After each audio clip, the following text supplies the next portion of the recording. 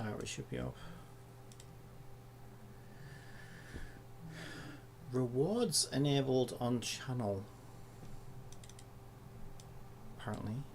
Rewards available on channel. What rewards? Get rewards by purchasing. So I don't want to sub to this guy. What's this guy? What does this guy know? What does this play compile guy know? What does this play compile guy know? Not a lot, but I'll try my best. Hello, and welcome. Forgive how I may look. I don't know if I look any weird, but I feel like I feel like crap. I think I got like a virus or something.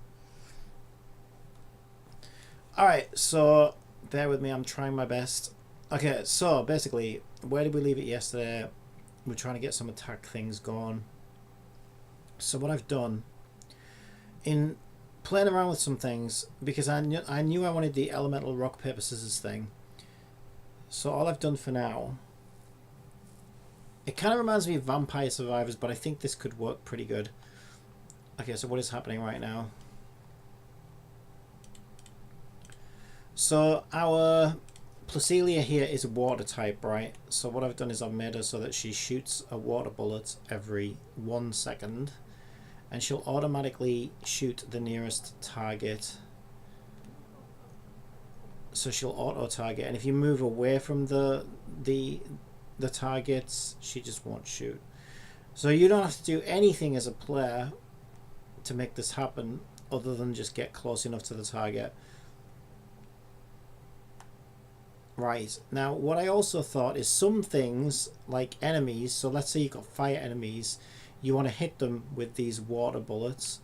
As you swap characters, you're going to be swapping elements. So it's really just a rock, paper, scissors game. But I thought it would also be cool if elements could charge certain things. So like these, let's say these are like 3 pillars, right?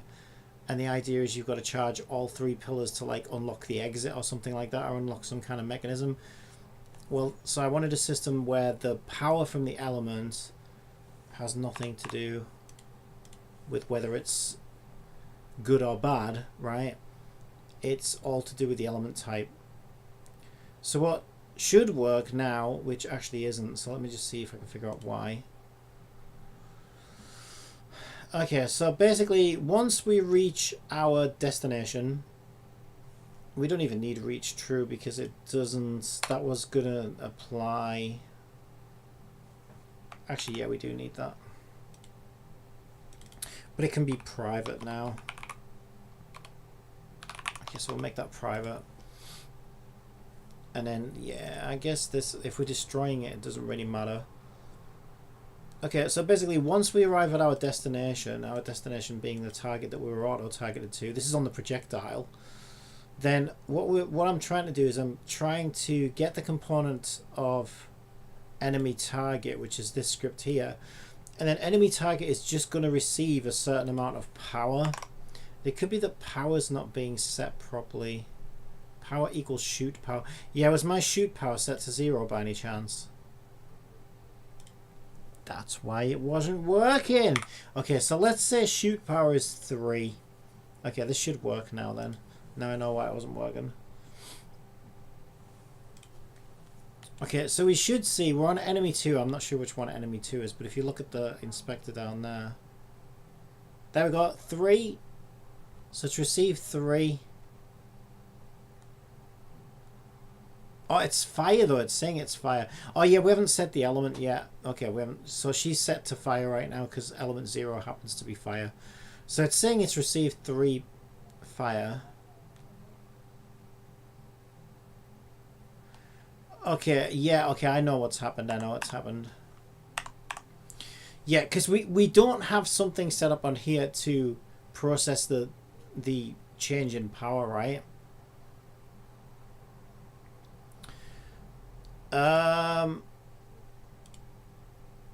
So now I need to think about whether I want to. So if I want to actually see this build up. So for this charging thing, right?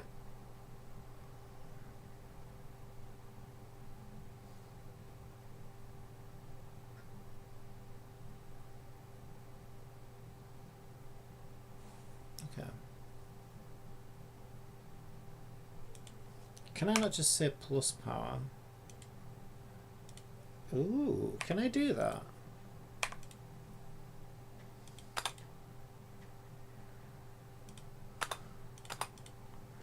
Ooh, I wonder if that's a shortcut to say itself plus the value. Let's find out. Because that would save me a lot of extra code.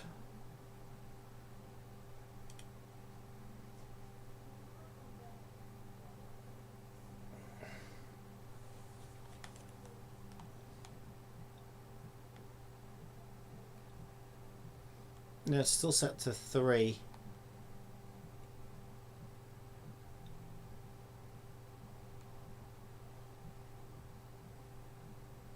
Yeah, no, that's still set it to 3. Okay, so because another way we could do it, right, is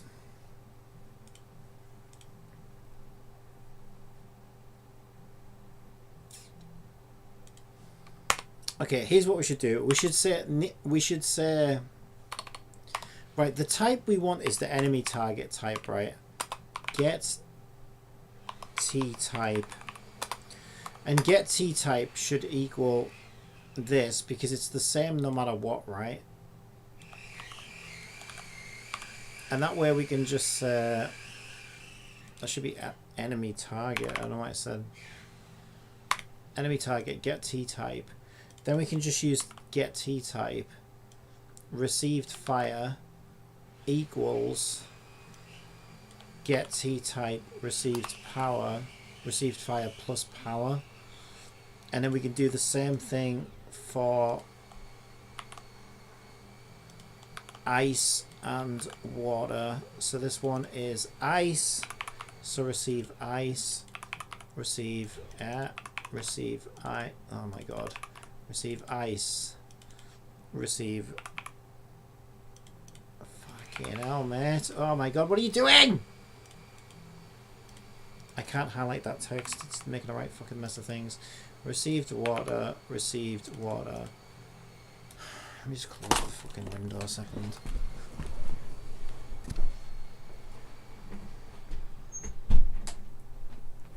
Fucking listen to that all day. Right, okay. Okay.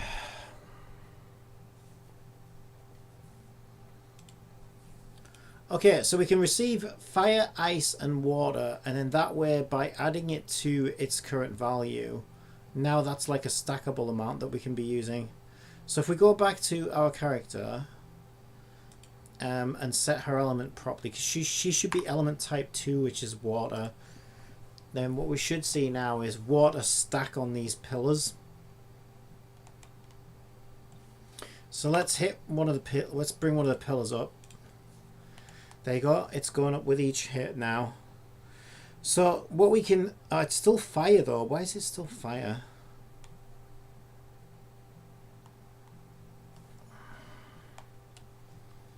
Why are you still fire? Element type 2.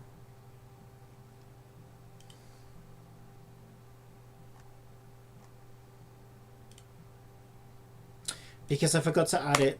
I forgot to add it to my logic. Okay, element type equals element type. There we go. We weren't passing it across to the projectiles. That's why it wasn't counting as water when it should have been. Alright, so now we should see water at long last stack on these.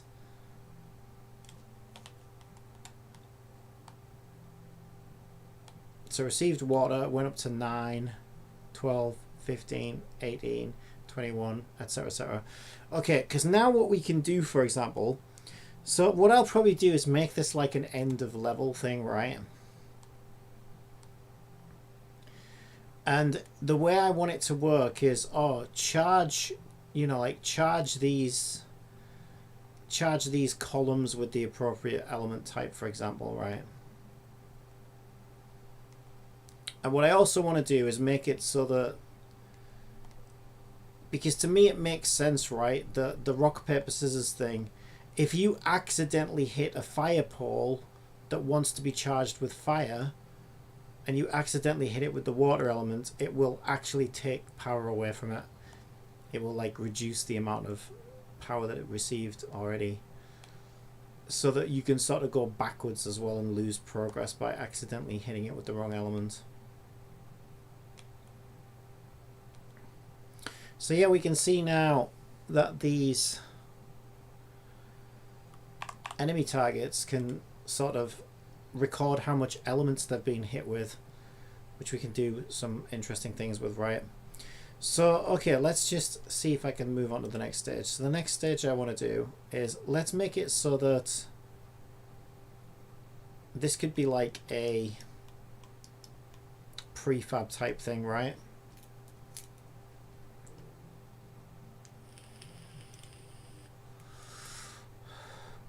So they're nice and all, but let's take, which one's this one? Enemy 2. This one happens to be enemy 2.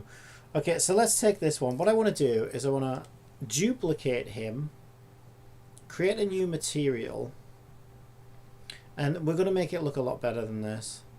But for now, I'm just going to models materials. That's fine. We'll create a material. Okay, and I'm just going to call this water charge material. All right. And for now, we're just going to make it blue.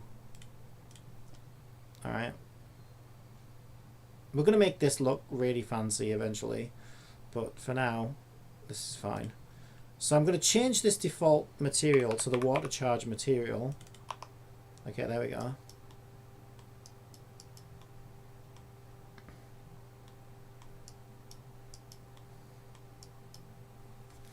Pika, hi Cappy, take advantage of the double XP in Wua to catch up.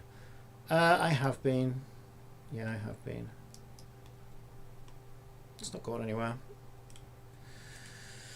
Okay, and then what we could do, there's a few ways we could make this work. To make this look like it's charging, we could, since it's in the floor already. So you see what's happening there? If you've ever seen this in a game, by the way, this is called Z fighting. So what's happening is the textures are trying to fight each other on the Z plane because they're at the same coordinates. So all we do to fix that is we just make the outside shell a teeny bit bigger like that. And then you don't get Z plane fighting. So what we could do is we could, so it acts like a percentage bar, right? We could fill our energy by moving it from here up to here. Okay, so the first thing we need to do in order to pull that off is we need to make this a new custom class now. So what we'll do, we'll call this a, let's call it a charge column. So I'm gonna call this a charge column, right? So we've got a charge column.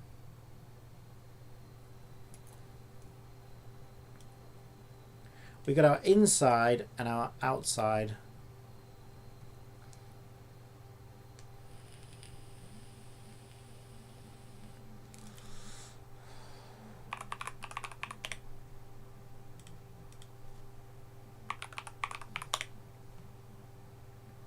Now what I need to do is I need to make sure I put my enemy target script on the parent, because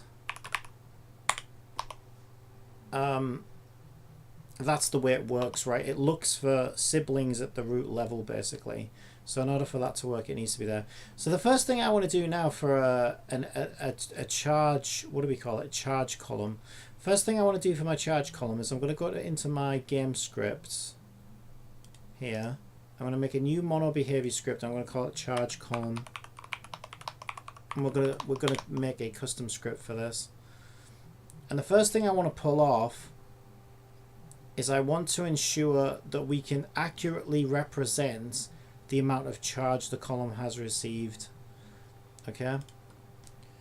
So I'm going to drop the charge column script onto the object. Go into that.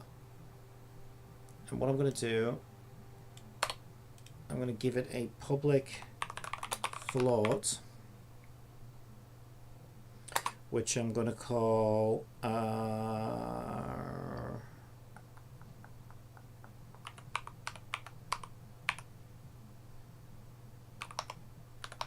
going to call it charged val for charged value. And by default, that should equal 0f, meaning it's not charged at all. And then what I can do is I can set some values in here to let the object know what its lowermost and uppermost range should work from. Now, what do I mean by that?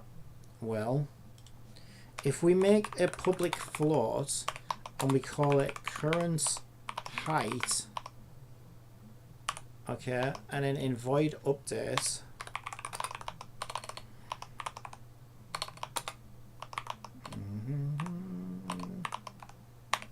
in void update, what I'm going to do, I need a reference to, we'll do a private reference to the game object of the inside, right?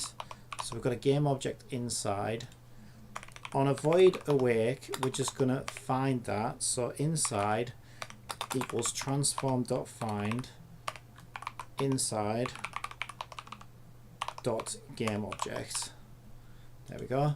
Then in update, I'm just going to say current height equals inside dot transform dot local position dot y. Right, check it out. Check it out, check it out, check it out. And what I'm going to do, let's just open up a new notepad. That's OBS, that's not notepad. I typed notepad, goddammit. Alright, here's our notepad. So what I'm going to do is I'm just going to put to the side here, and we're going to make a note of what the values should be for the minimum and the maximum. Right, so essentially what we're recording is the lowest height and the highest height for the charging visuals, right? So we've got lowest and highest. All right, and we're going to make a note of those values. So let's do it. Actually, that would be better, I think. Well, I'll just put it there, it's fine. Either way, I'm going to have to like click on it anyway to get it back. All right, so if we press run now on our charge column, have I tried out Genshin's new event since it's nice and simple? No, not yet. I didn't play Genshin yesterday, I was too busy. Okay, so we can see on our charge column, this is a bit of an issue actually. For some reason, we're not seeing the values in the inspector that I would expect to see, for one thing.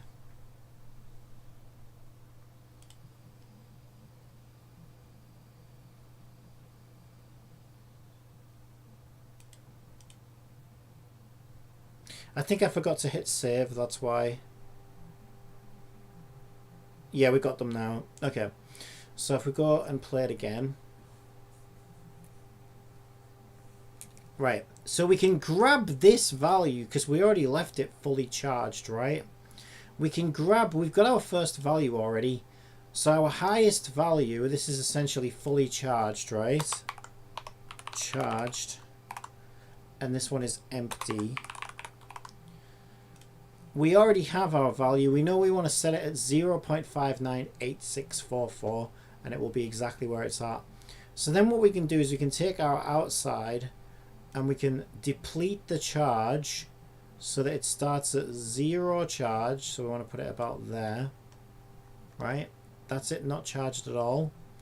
And then if we check our value, we can see its current height is the same value. I said inside, didn't I? That's why. Okay, I messed up. I messed up. It's the outside we care about. Oh dear. Oh dearie, dearie, dearie, dearie, dearie. Okay, quick fix. Outside. There we go. Okay, so if we're not stupid, then we can do this. But sadly, I am stupid. Alright, let's try it again.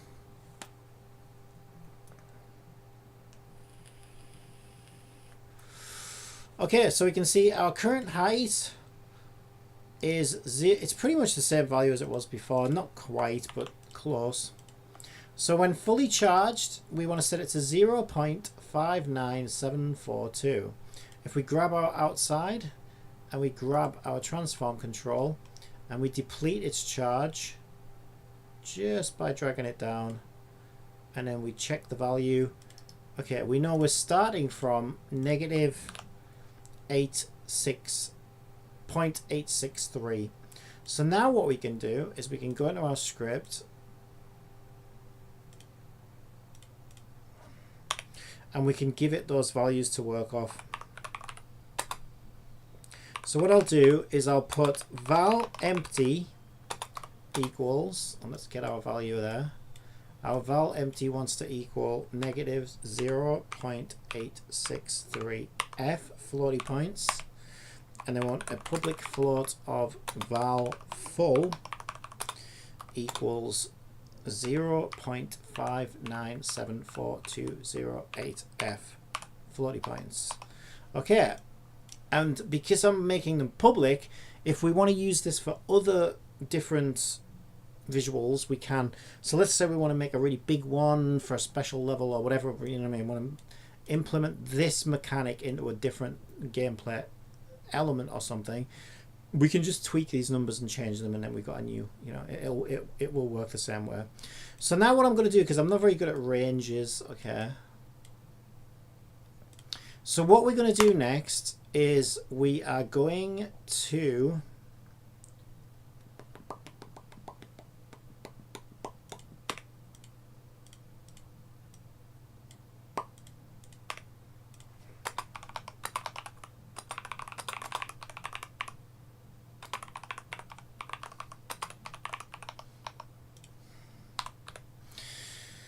we've got to charge the value already, which is 0f.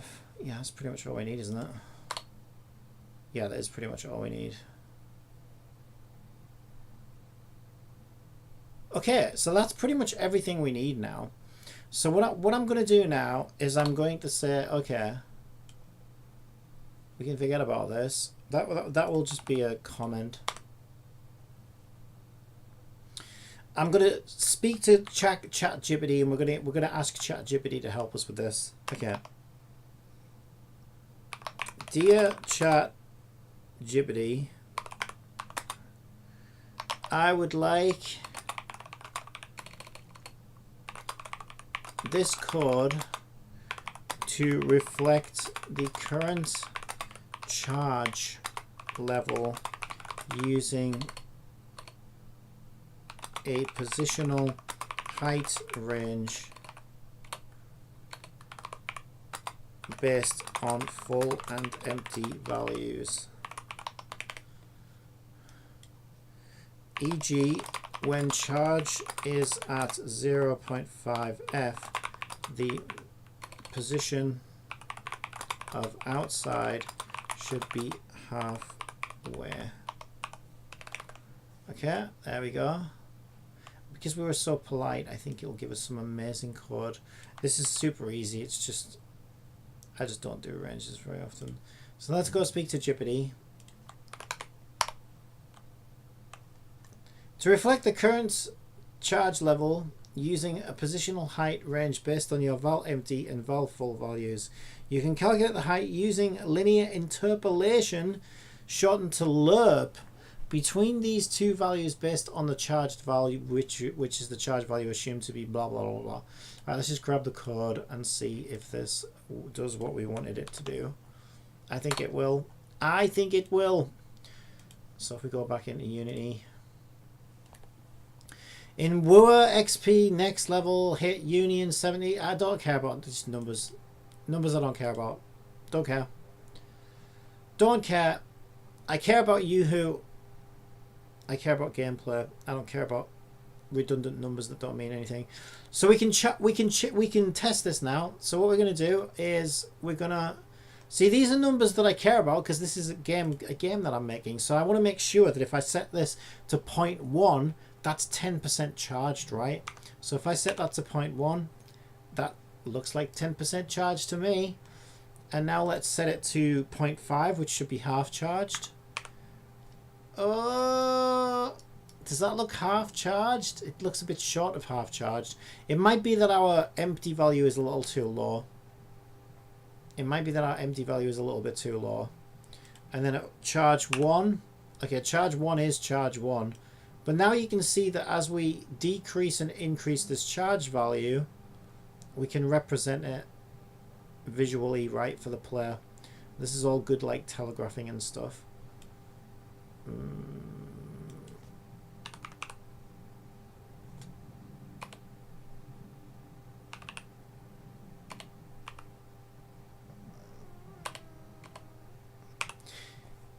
Maybe that is halfway. It looks a little short of halfway to me. Doesn't that look short of halfway? It looks short of halfway to you. Just to me.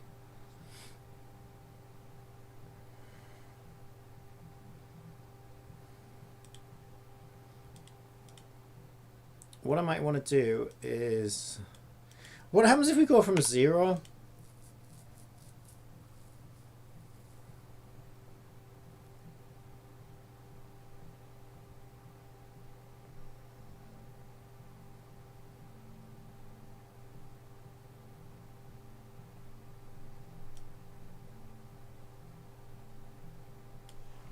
Really? Yeah, when we change it to 0, it's miles off.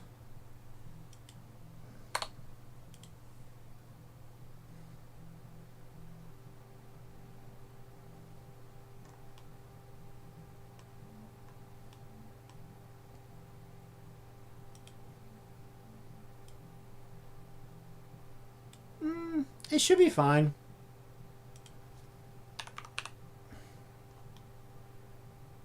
Yeah, okay, that does look better. That does look about halfway. Today engaging, I completed Interlude Act 3. Congratulations. Wow, I'm so proud of you. Okay, excellent. So now we have a system for visually reflecting how charged these columns are, right? So obviously we could go further, right? So we can see how much element each column has received through the enemy target system. So now we could go and flesh this out a bit more, right? We could say this is a charge column for element type, whatever it is. Now I do actually want to mix this up a little bit later in the game. So what I really want to do is I want it to be like, I want the elements to shift mid gameplay, right? So like let's say this one, when you start this puzzle, this one starts off as fire, this one is ice, this one's water, and then within a certain amount of time, like a flash will happen or something, and they'll like rotate around. So now suddenly this one is fire, and you've got to react obviously and not deplete the charge. So that's basically how that's going to work.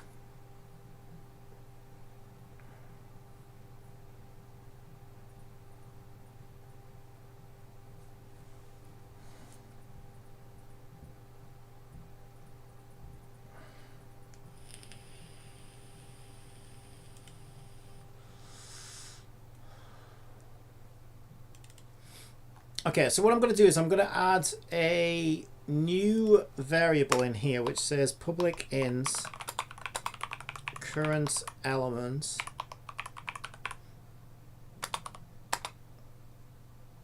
and whatever we want it to be. And we're testing water right now, aren't we?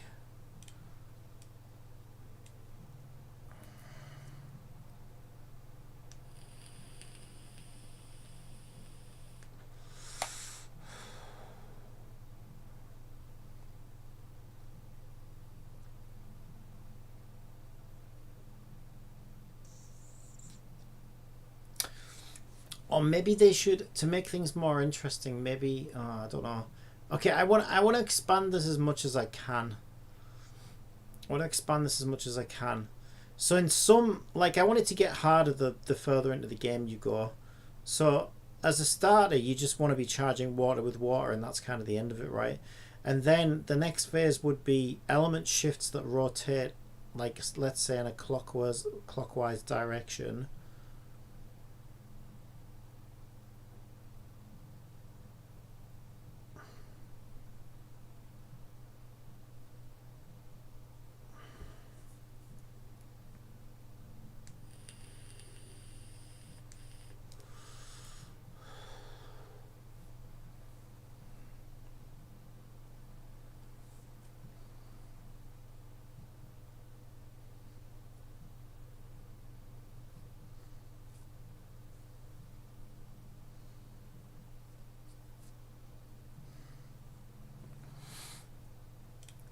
Okay.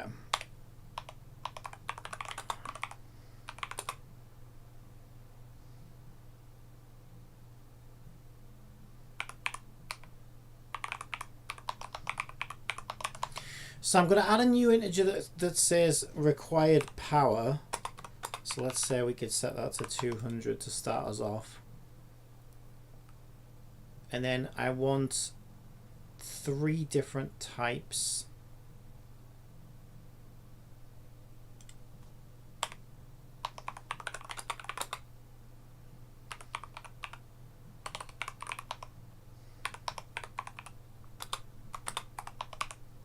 Okay.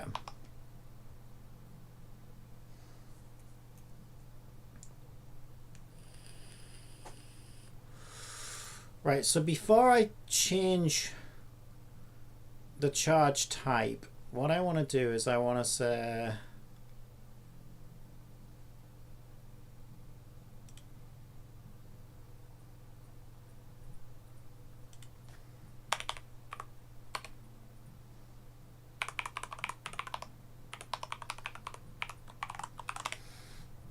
we'll make this a void reflect charge, and then we'll put this code in here, and then we'll call that code so that we can start to separate these functions out a little bit. Alright, and then what I want to do is I want to say enemy target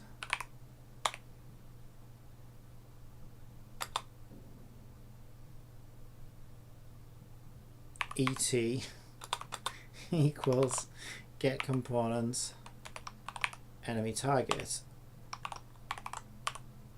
Okay. And I'm going to ask Jupyter to help me with this part. Okay, so here's how it's going to work.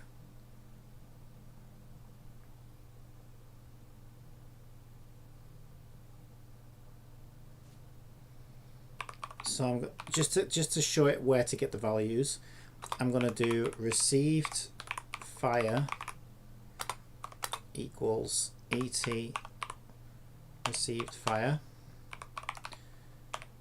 received ice equals ET received ice, received water equals ET received water. Now I could do this myself, but Jupyter is going to be able to do this really quickly. Okay, so let's just explain to Jupyter what it is that we want. Okay. Now I would like the elemental type to behave as follows. Fire charges fire, ice does nothing, water decharges fire, ice charges ice. Okay, let's do this properly.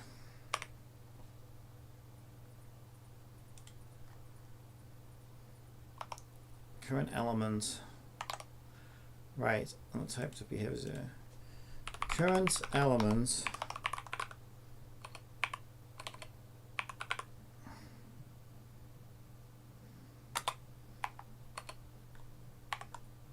zero fire, 1 ice, 2 water.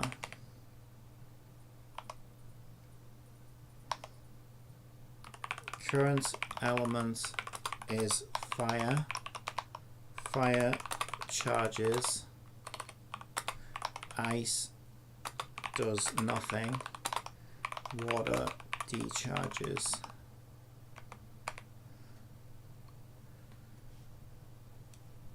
And then we can do current element is water.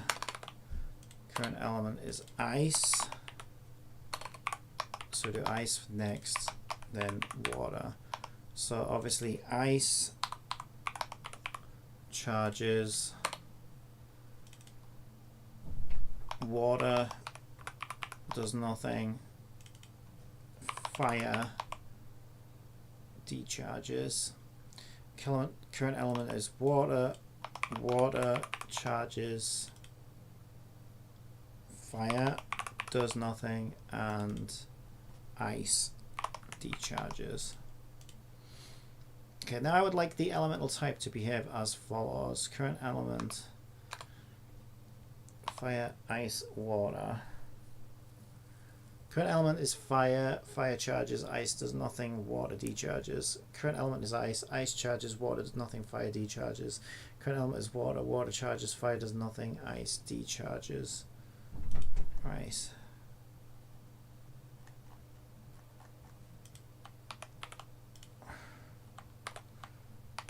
And let's see what it comes back with. To make the elemental types behave according to the rules you specified, you can create a system where the current element determines whether the charge increases, decreases, or stays the same based on the type of energy received. Indeed.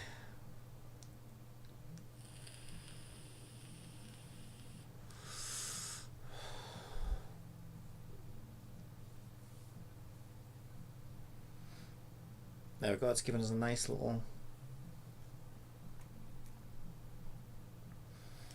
Alright. Hey, hey! Looking good. Now the only problem is we only have one character and we only have one element right now.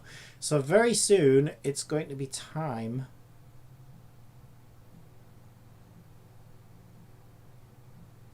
to introduce some more characters and elements. So we need to introduce like a character swapping system. This is where things really start to get a little bit more complicated. Right, so our charge... Which one's set up properly? Oh, interesting. We've got a null reference. Okay, what's our null reference?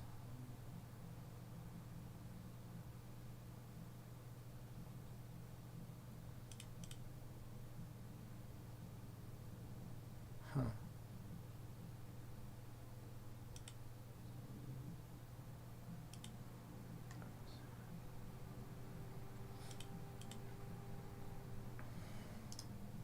Line 47, the only null reference is get t-type dot received water in the projectile script. Get t-type dot received water equals get t-type dot received water plus power. So we didn't get the null reference here, so it found the target type on the enemy target.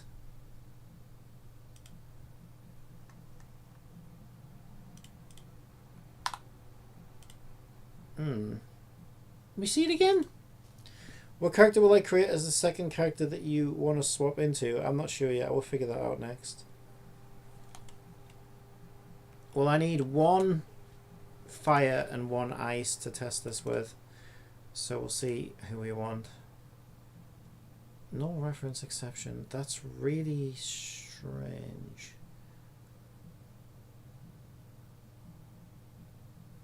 Equals itself plus power.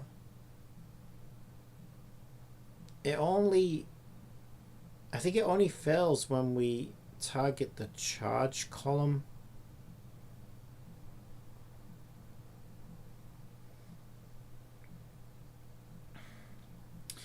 It says it's also coming from projectile line 23. So yeah, so line 23 calls the move towards target sequence.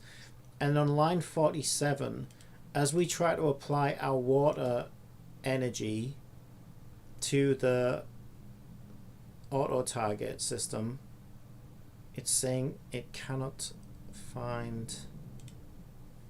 That's weird, because normally you would see a null reference here, because this is where we're trying to get the component, but the component's there and it's finding the component, but it's not able to apply the mathematical.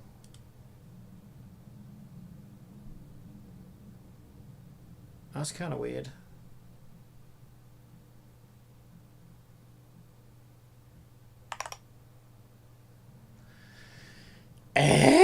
I'm very confused.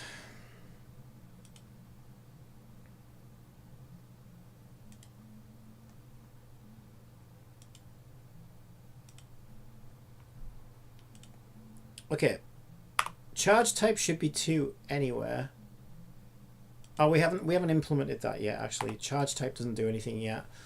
That's going to basically switch between static types, rotation types, and inversion types. I'll explain that a little bit later. But we're going to have 3 types. We're going to have static types, rotation types, and inversion types. And it's basically going to affect how the elements change during gameplay. Inversion types will be the hardest to play against because they're going to invert themselves from charge to decharge. Enemies are going to do the same thing as well, by the way. So enemies will like shift going to be doing the same thing to us. So this whole game is going to be about reacting to whatever elements we're currently dealing with, and they're going to be shifting all the time, basically. And if we send the wrong elements, we can not only heal enemies. So if we accidentally send fire to an element, to an enemy that's become fire, we'll heal that enemy, right? So we'll be like, oh shit! So you want to like quickly shift to the one that's going to damage it, right? So like that's how this is going to work. So you're always sort of making sure you're reacting to the elemental changes as they happen and targeting the things that you're supposed to be targeting. And I think that could make quite an interesting gameplay, especially considering it's going to be all like auto fire, and then we can increase the fire rates as it gets more difficult, as it gets more hectic. So think kind of like Vampire Survivors, but instead of just killing enemies, you can actually heal enemies. So this could be pretty nuts, actually. It's going to be kind of like a cross between Genshin Impact and Vampire Survivors, really. And when it gets fast and hectic, it's going to be nuts. It's going to be fucking nuts. I think it could be really fun, actually. Yeah, and I've never seen a game that's really done that before. So I'm really looking forward to seeing this in action, actually. Okay, I don't know why that... I don't know why that's saying it can't find... So I'm more interested in Genshin since only us, the player, can change elements, not the mobs. Yeah, true. And then you're also going to have these puzzles which are like this, right? You know what I think it's doing? I think it's finding... It seems to be targeting... Oh, actually, I think I know what it is. So if we add... mesh renderer... I think what might be the problem is the parents...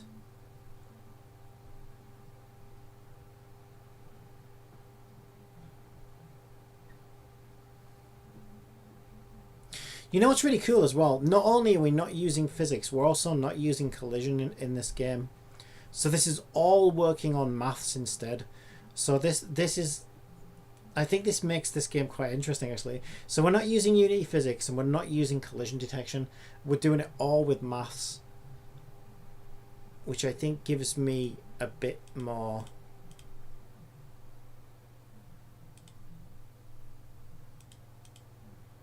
freedom in a weird kind of way.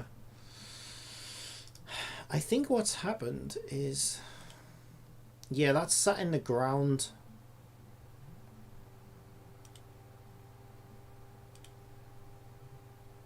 It's sat in the ground.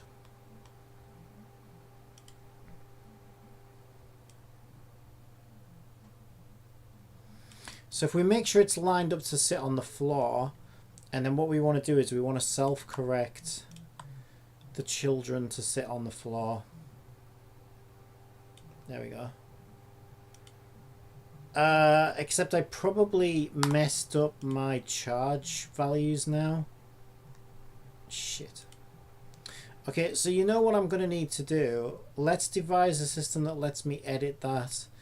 So what we're going to do is we're going to give it a float that says whether we're in edit mode or not.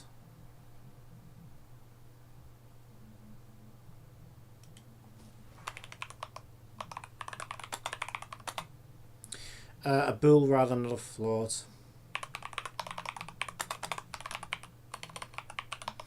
By default that should be false, and then what we're essentially going to do is we're going to say fucking Jibbity deleted my code. I needed that piece of shit. Sorry, we can put it back in.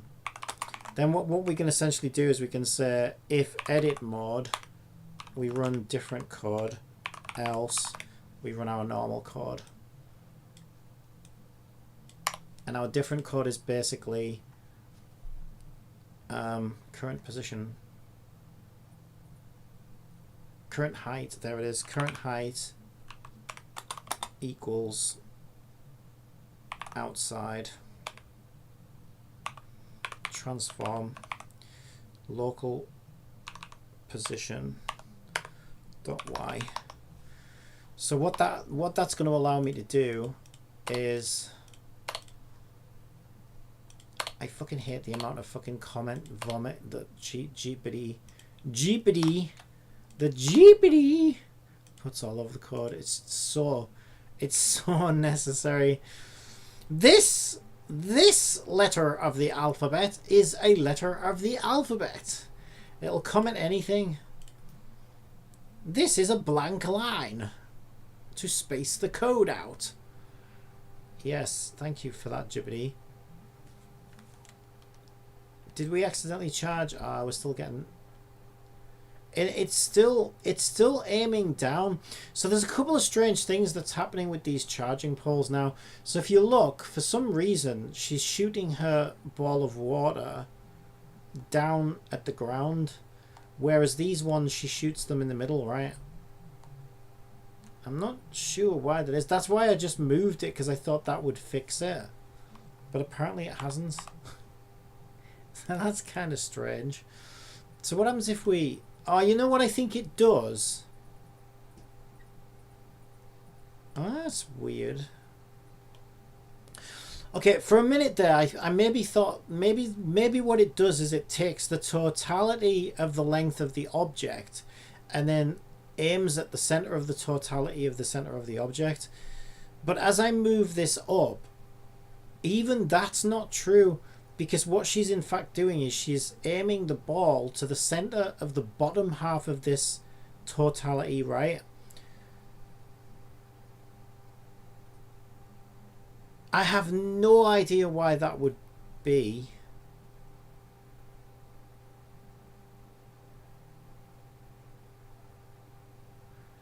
Yeah, that's kind of strange. Very strange. Huh. Okay, so what I think this has taught me is we need to have a little bit more fine control over where the target hits, right? So because we're using an auto target system, if you think about it, we might have like a big Jabba the Hutt enemy or something at some point in the game, and we don't want her shooting him in the... Well, we might... You know what I mean? We might not want it to hit wherever it's hitting by doing this weird calculation that it's doing. So in that case, we should be able to say, okay, we want it to shoot him in the head or whatever. We want it to shoot him here, there. And we could really mix this system up if we wanted to. We could give valid targets. So in that example, let's say you have a really big boss at the end, right? What I could do is I could give him a range of targets. So what we could do is we could say viable targets on this boss, and then we could list them, and we could say, okay, the head is a viable target, the left nipple is a viable target, the right nipple, and maybe the nipples do something with the elements, who knows, right? One nipple is one element, one nipple is the other, as an example, right? So we should be able to do that. We should be able to have like separate targets within one enemy. And that made me realize, yes, in that case, we should be able to have different elements per enemy. So maybe a boss is a mixture of elements, right? So like his left arm is one element, his right arm's another element, his head's another element. So you've got to constantly switch elements. And then he might shift elements during the fight, right? So then you've got to like react to that as well. I think that could be interesting. We should definitely program the system so that it can handle all of that anyway. Okay, so what does that mean? What do we do? Well, we haven't done enemies yet, and we know that these charge poles are going to be able to shift elements. The only thing we really need to expand on right now is the enemy target script is the class which the projectile system uses to auto target the enemy, right? So what we'll do is we'll expand this class now so that it has a public... Would we just have multiple enemy target classes though on a boss? I think we would. Yeah, so in that example, yes, true. I would have to, right? Because in that example that I just listed, right? If his arm was one element and his head was one element and his other arm was one element, we would need separate enemy target systems and like this kind of, we'll do an enemy version of this and this, because we need to know how much of each element did each body part receive, right? We can't just put that as a full enemy class. So yeah, this should work fine. What I'm going to do though is I'm going to do a public transform of target position, and I'm going to add that to my enemy target class.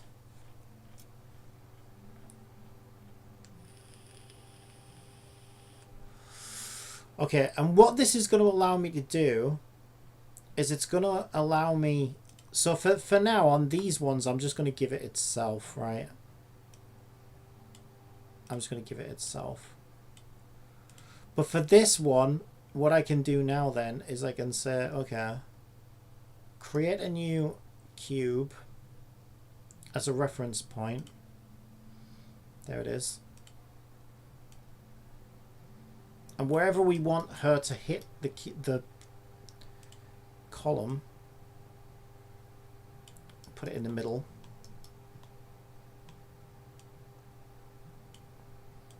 Like we want it to hit the middle of the column, essentially. So we can place that in the middle of the, there we go, in the middle of the column. And then we can make it invisible by turning off, well, we can remove these altogether actually, because we only want the transform for it. It's a good, actually it's a good idea to leave the mesh on so that if we want to adjust it later we can see it's too late now though. And I'm just going to call that target. That way we can set the target as the target position. Then back in my projectile script, instead of just saying go towards that object, what we can do is we can say move towards target. So at the moment target is the big daddy object. So if we go to our animator,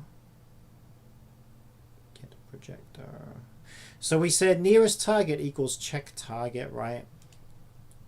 Instead we want to say check target, get component, enemy target, target position. There we go. Save that. And then hopefully that should fix one of the bugs. Coffin Sparkle. Oh, sorry I'm late and on very interesting topics too. Hello. Well, I'm glad you I hope you will find it interesting. Yeah, I'm doing I'm trying to get this to work. Oh, we are getting there. Okay, so hopefully what that should have done is it should make it so that, so you know how it's targeting the middle of these on the main objects. Hopefully now she should target. It broke. Yeah, okay, something's dreadfully wrong with this, isn't it? I don't know why it hates me. Oh, interesting. So that new line that I just added, so nearest target, check target, get component, enemy target. So what it essentially does is it finds, oh, I know why. I do know why. I'll tell you why. I forgot to do one thing, and that was use the enemy tag. So if you look at my code, so this is something really useful in Unity, and it's not something I use very often, which is probably why I forgot to do it. So yeah, and also what's happening is that's why the children was set as the enemy. This is why it wasn't working, because when I made this a parent object, I forgot about the tagging system. So in Unity you can set up tags, right, and you can add whatever tag you want.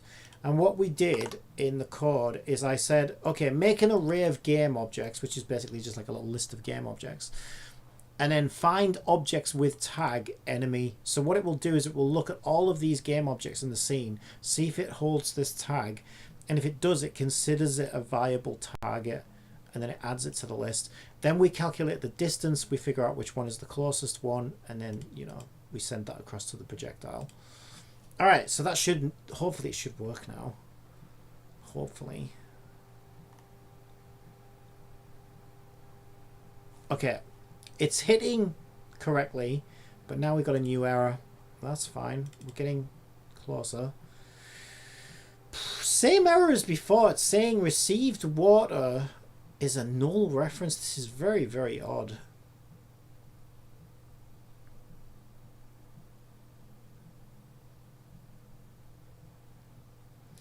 Because normally you would see the null reference when we try to access its...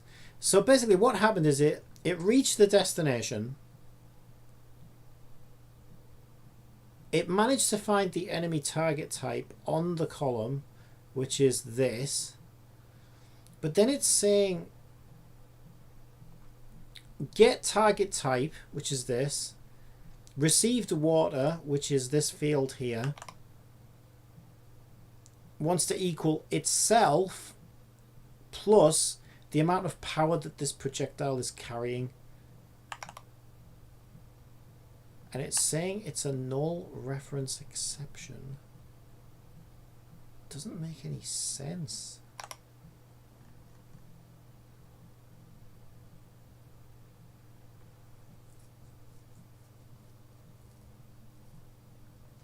If element type equals 2, which it does, then we have water. Received water equals T-type received water plus power.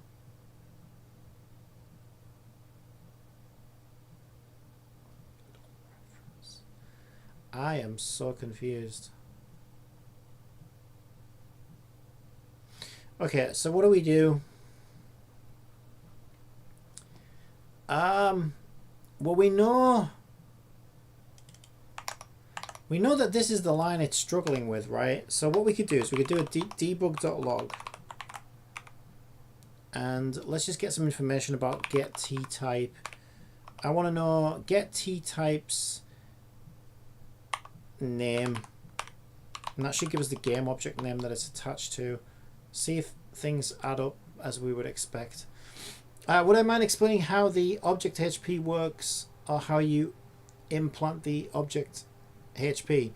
Yeah, so I haven't got as far as HP yet, because I'll explain what I'm trying to do. So what I want is I want a rock, paper, scissors elemental type, and I want it so that if you send the wrong element across, like the opposite element, so basically water puts out fire, fire melts ice, ice freezes water, right? So that's going to be the rock, paper, scissors thing. But if you send fire to fire, like let's say you have a fire enemy and you send a fire attack to the fire enemy, you'll actually heal that enemy. That's how I want this to work. In this example, these poles are going to be like something at the end of a level, right? So these poles are going to charge. So what's going to happen is you're going to come across some poles. The pole's going to tell you what element it wants. I want water, I want fire, I want ice. And then you'll charge each pole. And when you've charged all the poles, boop, like the exit will open up or whatever, the reward chest will spawn. Something that sort of indicates that you completed the puzzle and you've cleared the level kind of thing. But what I'm also going to do is I'm going to make it so that these elements can shift in certain ways. And in a similar way, if you're trying to charge a water pole and you accidentally send ice, you'll actually remove some of its charge because you sent the opposite element that it wanted, right, kind of thing. So rather than do HP, what I've done is I've used a power value instead. So how I've set it up is we have a projectile, which is every single blob of water that you see. And each projectile carries an integer of its element type, right? So 0 is fire, 1 is ice, and 2 is water. Let's make a note of that so we know. So as our character, so at the moment we know Placilia is water, right? So Placilia has an element type associated with her. So where is it? There you go, element type. So we set Placilia to element type 2. So when she shoots a projectile, She knows to tell the projectile, by the way, I'm a water character, so you are now a water projectile. So she tells the projectile that it's a water thing. And then each projectile will carry a power value. So that power value, whether it's positive or negative, will depend on what element it is, basically. That's how I'm setting this up. So rather than do something just like HP, I will do HP, but I haven't really got that far yet. Rather than just do like HP and attack values, I decided to just call it power, because that power will either heal or damage depending on whether you're the right way around or not, basically. So I'm trying to sort of go for a different approach, really, to see how this works. But I'm liking the idea, so I think it could be kind of fun. Alright, let's see what that comes back with, because we tried to find out what the object name is.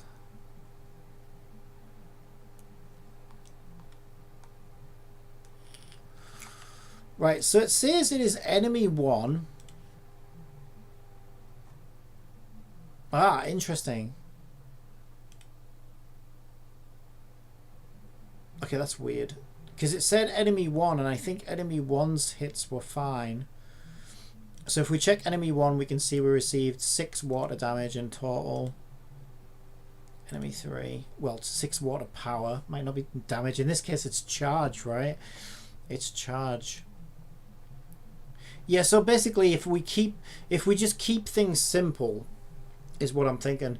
Just send power. So we're just sending numbers to objects, essentially. Then we can sort of get creative with what we do with those numbers, right? And we don't have to just look at it from one dimension only. But yeah, I think it could be kind of fun if like elements are constantly shifting, and you know, 1 minute you're hurting an enemy, and because you weren't concentrating, the next thing you're healing the enemy, and you're like, ah, shit, quick, change elements. I think that could be kind of fun and chaotic and, you know, crazy. So I think it could be kind of fun. And I've never really seen a game do that before, actually, now that I think about it. I can't think of one. Or in gachas, it's basically immune to fire if it's fire itself. Yeah, exactly. I'm just going one further. I'm just making it so that fire heals fire. Because that kind of makes sense, I think. You know? I think it kind of makes sense. If you give fire to a fire enemy, then it gets power from it, right? It's like, oh, thank you. You know, and then you're like, oh no, it healed. Alright? And I healed it. And there's something really interesting about you accidentally healing the enemy as well. I think it's quite fun. Remember when we played Final Fantasy and we used Phoenix Down to kill the undead enemy? Yes! Yes, I do vaguely remember something like that. Yeah. True. Forgot all about that. Right, so what I find weird here is we got a null reference before. Oh, that's even weirder. So what it's saying is we got a null reference trying to debug get T-type, which means that somehow get T-type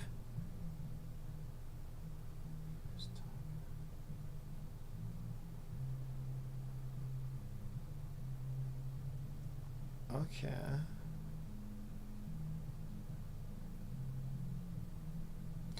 Yeah, get T-type is not carrying.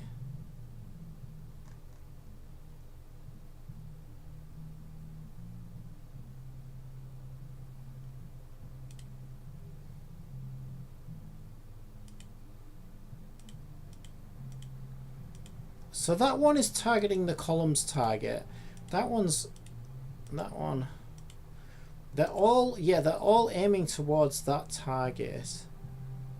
So it's definitely a problem with this target. Oh, yes, of course. Okay, I know why. Okay, I do know why. Okay, so what's happening is now our target is a child of its parent.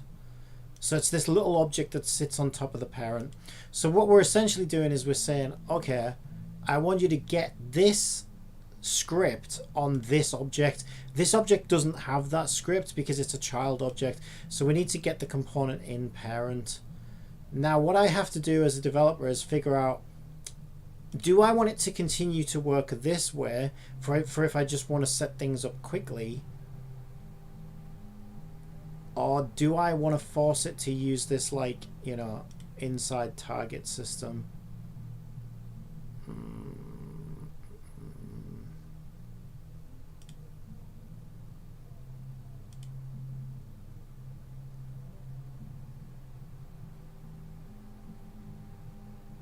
Okay, I like to have as much flexibility as possible. So what I'm going to do is I'm going to rename this to custom target. And what I'm going to do is I'm going to make it so that it doesn't have to be filled in. So it'll work both ways. So I'm going to set that to none. So the way this is going to work is if a custom target is set,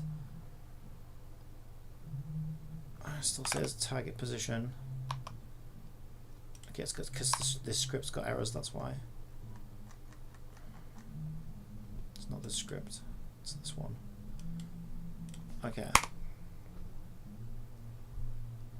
So we got the projectile.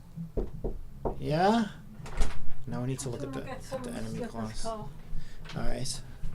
These and the other good ones want to go in the wasp. So we need to look at the enemy target type. Everything morning, we can't see him. Hang on, do you need that with something?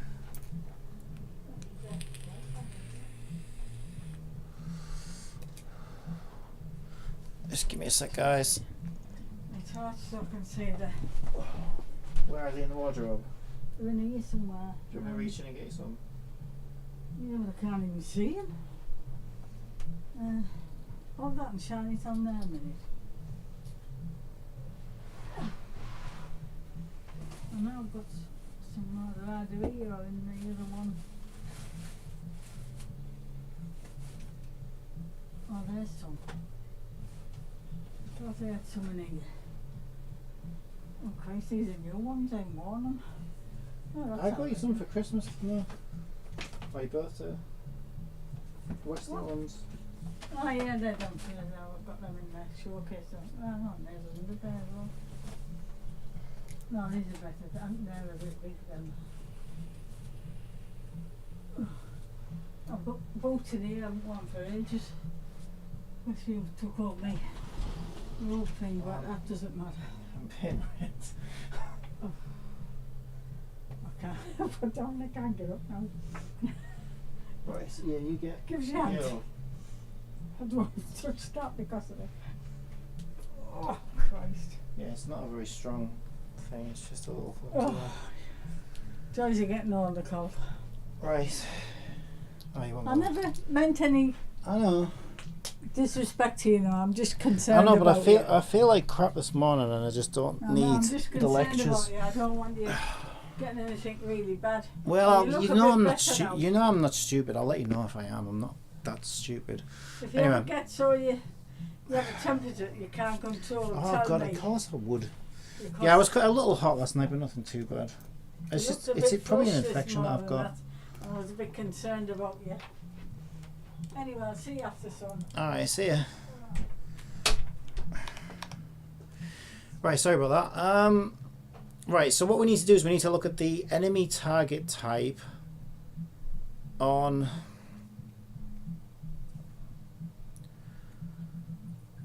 Let's see. It's basically target. Right, so transform check target is find near, comes back as find nearest target. So what we need to do is inherit the enemy target type. So we can say enemy target get ET phone home. So we get ET, and that wants to be check target dot get component enemy target.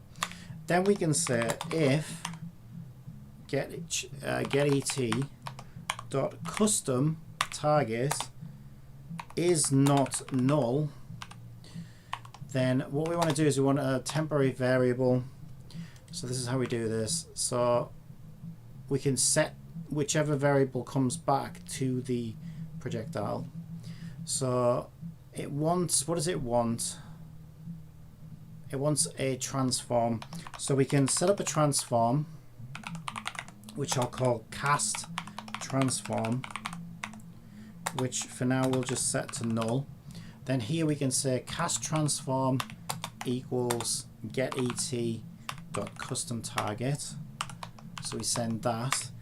Else, if it is null, then we want to set get et to the actual check target. We just want to cast check target as the cast transform. So cast transform equals check target.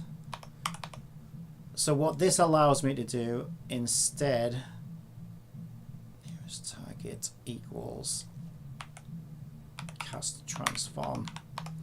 There we go. So what that allows me to do now is choose whether I want to use a simple system that just targets the overall object as a parent, or if we want to actually have a custom target that's a little bit more refined on the enemy, because it's like by default it's not going to the right place like it was for these things. So now hopefully, as long as I didn't make any mistakes there,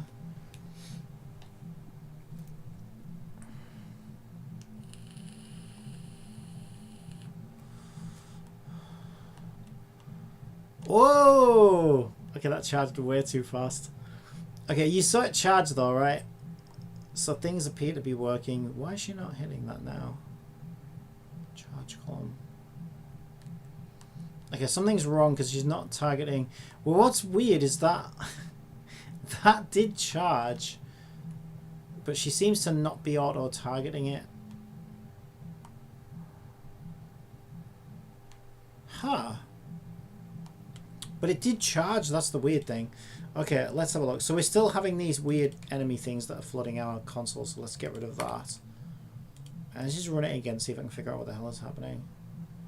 I did set my custom target on here, didn't I?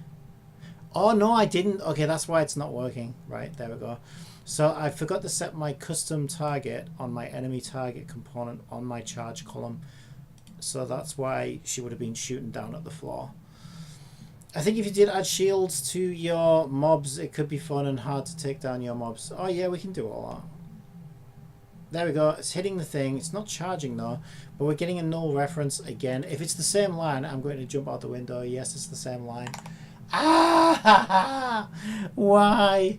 Okay, let's make sure our tags are set up correctly. Untagged, untagged, untagged, and only the parent has the enemy tag. That is correct. Custom target is set as a custom transform on the enemy target.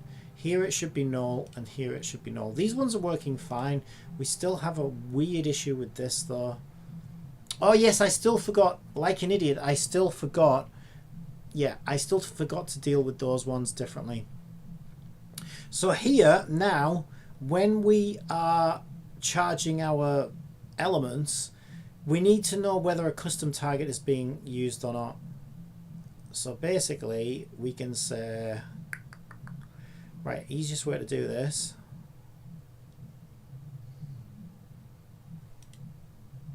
is by doing this. We declare get t-type and we set it as null. Then we have an underlying if statement which says if let me see, we want to address the target type, don't we? Do we have access to it from here? No, we don't.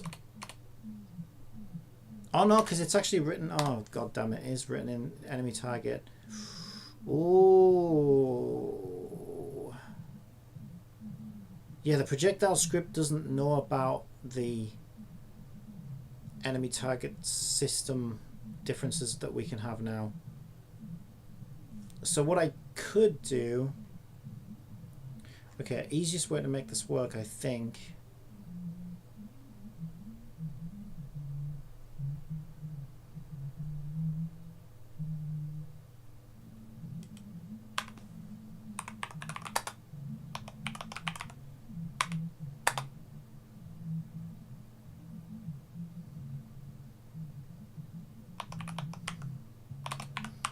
let's call it ET because it's funny.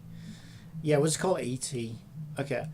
So we're not going to set this script here because it's harder to sort of get. It's harder to sort of figure out whether it is or isn't a custom target or not from this script, because this script only has the transform of its destination. But we can set on the projectile from our animator here, we can detect whether there was a custom target or not. So we already have the branching logic here, where this is what happens if we have a custom target, else this is what happens if we don't have a custom target. So if we have a custom target, we want to also set get projectile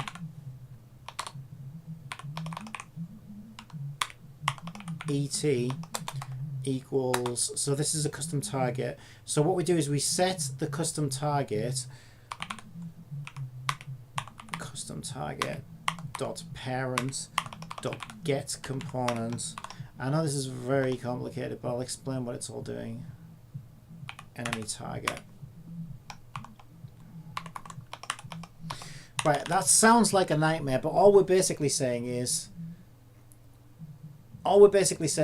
right, if there's a custom target set like there is here, then the custom target points to this. So don't try and get the script off this, get the script off the parent. So that's what this bit means. So we take the custom target dot parent, which is this, dot get the script off there. That's basically what we're saying. In here, we can just simply say get ET, where is it? Get projectile dot ET equals right, if we're not using custom target, we use the transform of, where is it? It's check target, isn't it?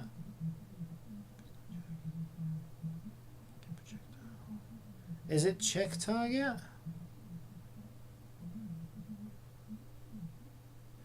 Yeah, because we're using check target right there.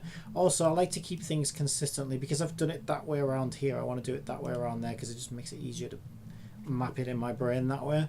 Yeah, so we just basically use check target dot get component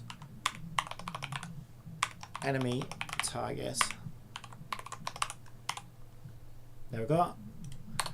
So that way we tell the projectile where to find the script basically, and then when we reference the damage numbers from the projectile. Is there any tool you are interested in for the upcoming Unity 5? We're on Unity 6 now. I'm using it now. I always use the latest version. Yeah, I've been using 6 for a while actually, but yeah, the new one that's like, I think this gets officially released soon in the next few days. I've been using it in pre-release for a while, but yeah, we're up to Unity 6. They've gone back to the old naming scheme. Okay, so it works until it doesn't. No, it is kind of working, but for some reason the range seems a little bit off there.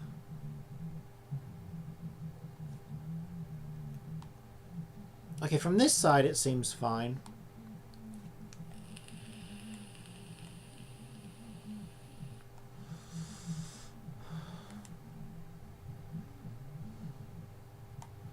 Okay, so we're not getting any errors, and it did charge. I think the problem is my power's too high.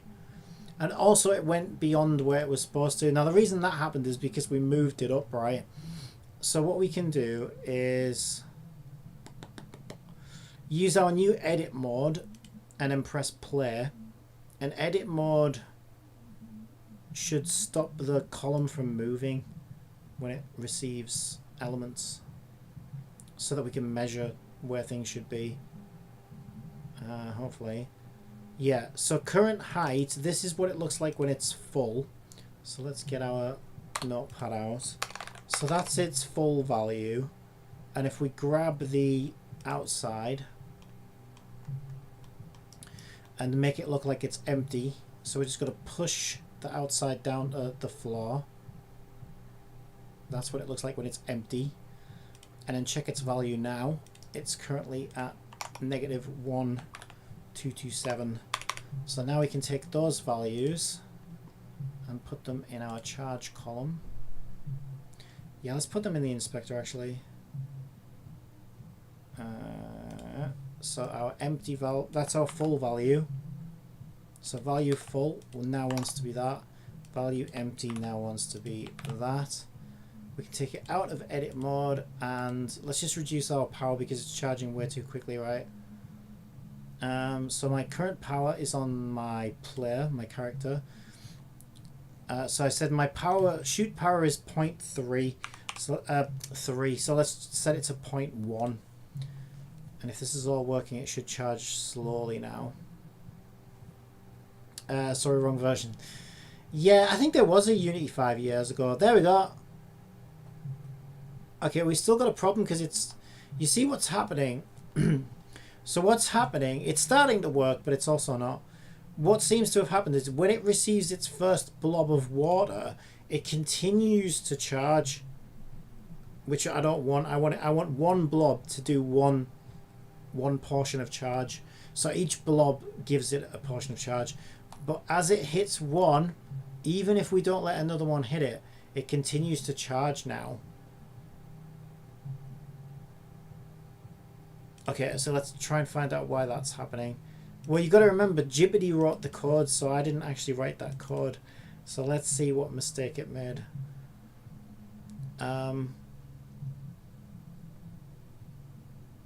Maybe it misunderstood what I wanted.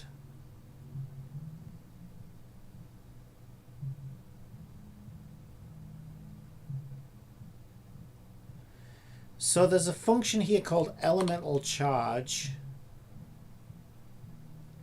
which seems to calculate the charged value based off of the number of charge received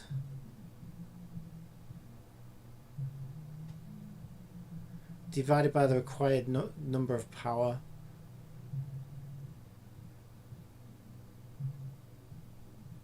Let me see that again. So what I'm wondering is, one of two things is happening. Either the received values are continuing to increase when they shouldn't, or it's essentially,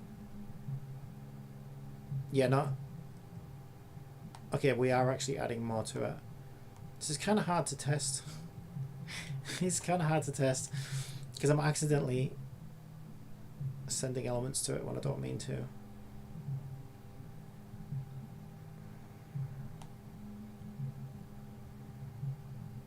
Yeah, no, it's still received only 0.1, but it's continuing to charge. Okay. Yeah, weird. Now, really, what should be happening is as we charge, I think this is going to work. I think it's forgotten to do one thing. And the one thing it's forgotten to do is remove the elemental charge that was applied from the receiver on ET, basically. So what we want to do is we want to say, do we have a reference to our ET? No, we're probably going to need one.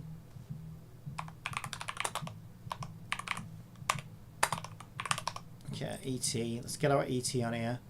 On awake, we can say ET equals get components enemy target. And then here what we want to do is we want to say ET received fire equals 0. So we're just going to reset these values basically, because I think it's going to continue to apply them otherwise. So we want fire, then ice, then water. Now really, if we were going to be a bit more sophisticated, we probably shouldn't do this.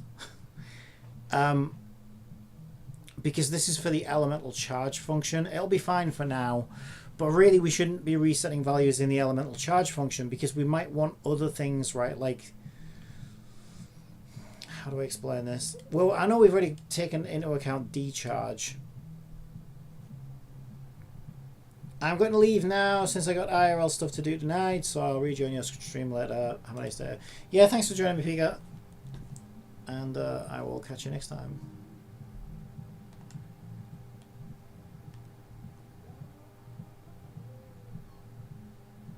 Okay, that's weird.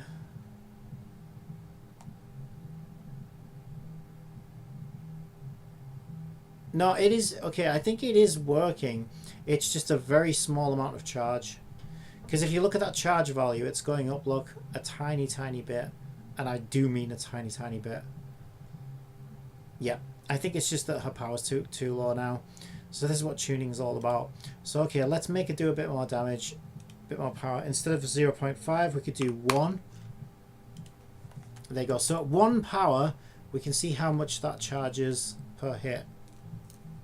Still quite slow. Might want to turn it up a bit. But yeah, what I might do with this as well is basically the player has to charge all 3 of these poles. You know, like a tower defense type thing. Make it so that enemies will come and attack and sort of interrupt this process so that, like, yeah, it's like, it adds a little bit of frustration to it because you're like, ah, it's not quite charged yet, but I have to change my element and deal with this monster kind of thing, you know? And it just keeps you on your toes, right? Yeah, I think that's way too low. So let's try 3 power, which is what I started with. Yeah, 3 power is pretty good. It's still going to take a fair number of hits. And there's 3 poles to charge, right? So, you know, it's a matter of just kind of... I think that's too low as well, to be honest. But obviously we can set this to whatever we want. 8.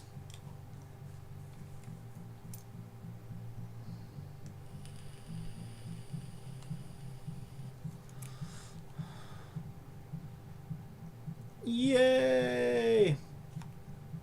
So far that's pretty good. Okay, so what we can do in Unity is do something really cool and make these prefabs, but for now I'm just going to actually duplicate these in the inspector because we haven't really done with them yet. Okay, so let's see it with 3 of them working now.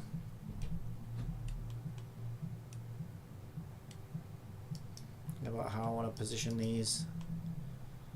They want to be sort of close, but also like not too close, right? So something like that is what I'm thinking for the game. All right, let's go. So we should now. Which I left the power too low. Wait. 8 was a good value, wasn't it? So where's my Placilia gone? There she is. Let's say shoot power. You know what? Let's just do 10. We've got 3 to charge. And let's see it in big mode. I want to see what this feels like. Me see box taking damage, me happy. Well, actually we're charging these ones, to be honest. Oh no! She stopped. Why did she stop? Yeah, there's something a little weird about it. It's the auto target seems to be a little bit temperamental right now. I need to look at that. So we can charge that one if we go over here. Charge that one for a bit. Now we could maybe go charge this one for a bit. It feels good. Now, what we need for the next test is if we accidentally send ice across to this, we should see it go down. Right now, we don't have an ice character or an ice element in the game, so we need to make one. So my next job is to introduce the ice element. So we need to pick one of our characters to be our first ice character. But I'm loving Placilia here as our first water character. She's doing a great job. Even though she hasn't moved a muscle.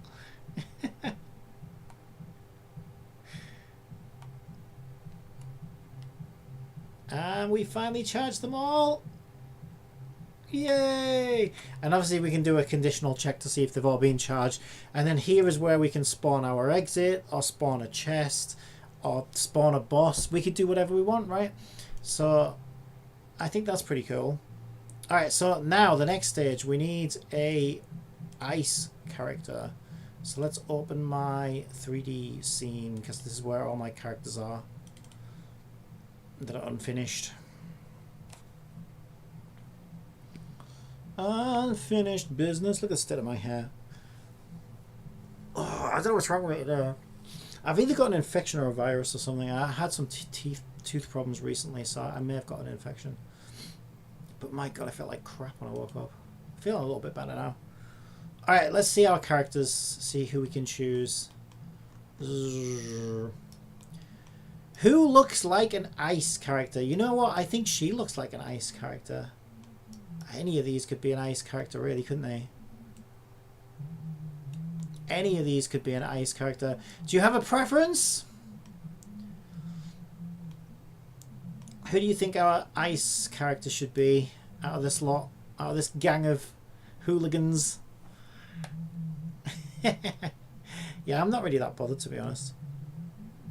I would say she doesn't look... She's got to be fire, right? She feels like a fire character to me. Maybe even she's a fire character. I think either this one or this one would be my preference for ice. She could be ice, I guess. She kind of looks like she could be ice. I don't know. The blue girl. Yeah, I think... Oh, that's true. Yeah, the blue girl does look kind of ice, right? Right, she's not even finished. Yeah, I didn't finish working on her, but you know what? It's fine. It'll do. Yeah, her eyes aren't fully set up yet and stuff, but she's alright. She's good enough for this test. Okay, so what I'm going to need to do is stick her in prefabs, characters. Does she have a name? Wendy. I called her Wendy. Wendy's fine, I guess. Let's stick Wendy in prefabs. Okay, so Wendy is our ice character. Good lord. So we're going to go back to our scene. Dungeon. And, okay, we need to do... We got so much to do now. You wouldn't believe how much we've got to do. Okay, so the first thing we need to do... If we look at our game, we need some UI. Because we need to show who the active character is. So, I think we're going to have a total of 4 characters.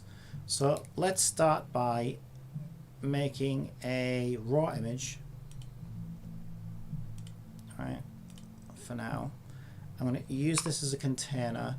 If you press F in Unity, by the way, you can find an object. So canvases are kind of weird because there's our world down there and this is our canvas. So it can be a bit of a pain to find. But if you press F on the keyboard, it will find that object. So are we looking at this the right way? No, I knew we wouldn't be. It's always the wrong way around. So we have to get on the other side of the canvas. There it is. And then when we move it right, it should move right. There we go. Okay, all I'm going to do for now is I'm just going to make a little container to put the character icons in.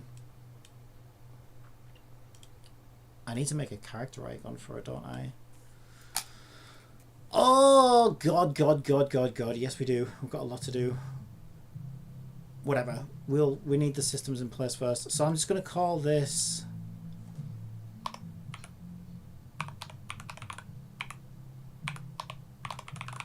character icons for now.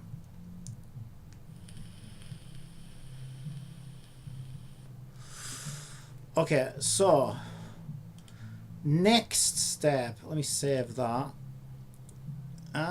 Where is our little Placelium?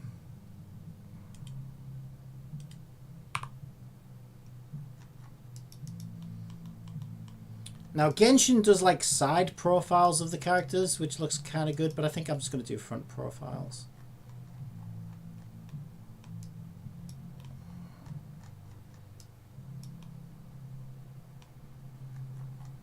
Okay, so I need to switch off the background and all of my gizmos just so I can get snipping clips up, and we'll just grab this to make an icon out of. Alright, so that will work. Copy that and let's get into Photoshop.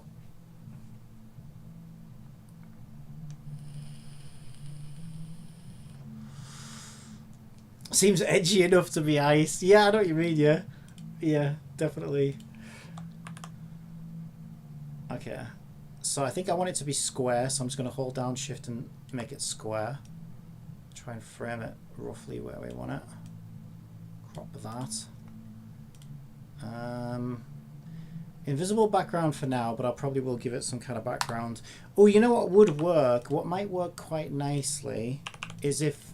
So, I want it to be really obvious from the character icons what element you're shifting to, because really, as a player, you're shifting elements, right? And you might forget what element a character is. So one easy way we could, let's see what it looks like. I'm still kind of spitballing. But what I could do is I could make the background represent the element. So if we have like a watery blue,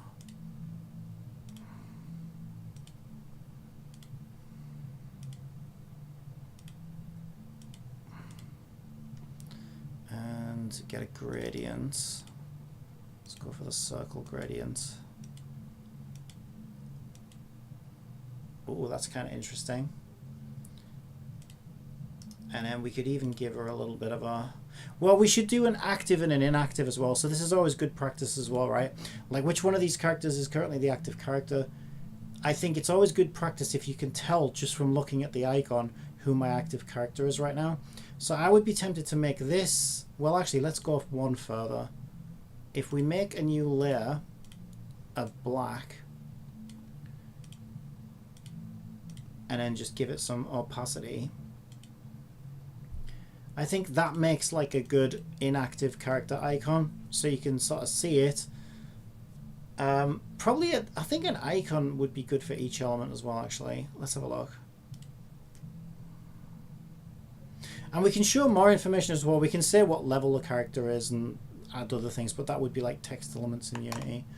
But maybe like an element icon or something. Let's see what we've got. Water clip art. Glass of water. Yeah, like a water, like some kind of water droplet would be good. Ooh, that one's quite nice. I like that one. Yeah, let's nick it. Let's nick it. I'm gonna nick that. Whoa, it's way too big. All right. Way too big. So we need to get rid of the background. Resize it. I don't know, 333. Can we make that work in our beautiful... I think so. And then where do we want elements? Maybe in the bottom left. Yeah, bottom left feels good to me. Yeah, I like that. Sort of element in the bottom left. And then I might offset her a little bit actually, so that we've got a bit of room. Yeah, because then there's room to like put like level or whatever as well. I quite like that. And then when she's inactive, we just want to add that sort of black. Now we could do that in Unity to be fair and just add like a layer to it to show that it's inactive. But I'm going to change the icon anyway for when they're active. So I think I'll just save them as separate ones. So I'm just going to just save as my GitHub. This is not where I want it. Right, hang on. I need to find my project. We are in Unity projects, Unity game, assets. This one's specific to this game, so let's do, we've got UI characters. Oh, icons. Oh yeah, okay, I have placeholders for these already. So I think she's going to be, I don't know, is she an R or an S? I think she's an SR. She should be, she's our mascot at the end of the day. We can't do that to her. Right, so these are going to be the characters that show in like the character selection menus and stuff, so these aren't the ones we want. But this would be like a character switcher. So character icons. So I might call these, are they profiles? They are still icons essentially. I'll call them S icons for switch. Well, let's just call them switch icons.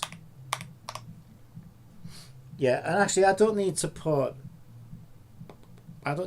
folders for these really. Right, they all are, this is where things get a bit complicated.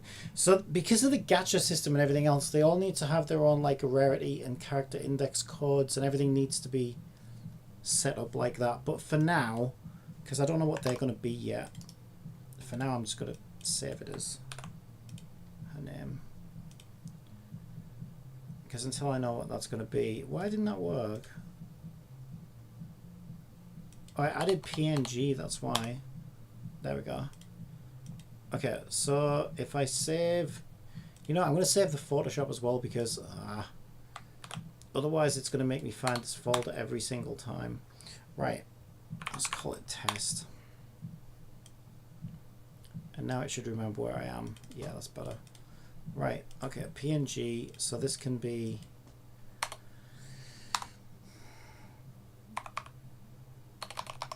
Placelia off, and then I'm going to give her like some glow, outer glow to show the active character. Let's go for white, and let's go for like that. There, I think now it's like really obvious who your active character is, which is always nice. Okay, save as. Switch icons, Placelia on.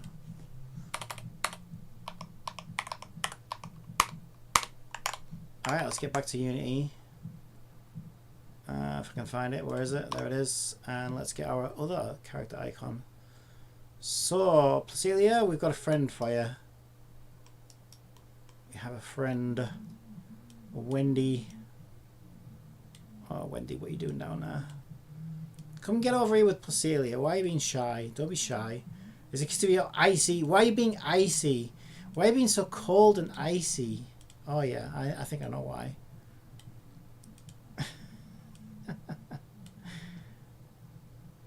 Alright. She's very small. I might make her a bit bigger. Although, to be fair, her feet would be about there, right? She's not that much smaller. Yeah, I think she looks fun, actually, being small, like a little tyke. I'm going to change my global to local just so I can shift her over here a little bit. There we go.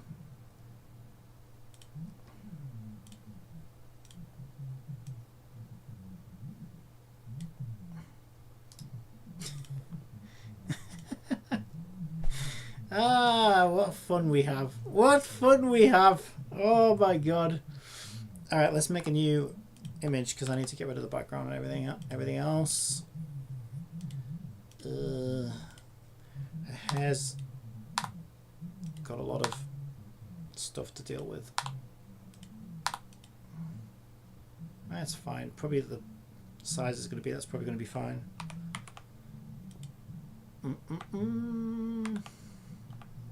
Wait, that's not the right image. There we go.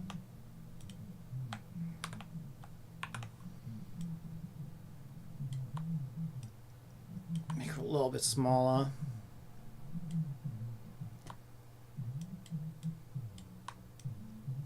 I don't know, is that about right? I should...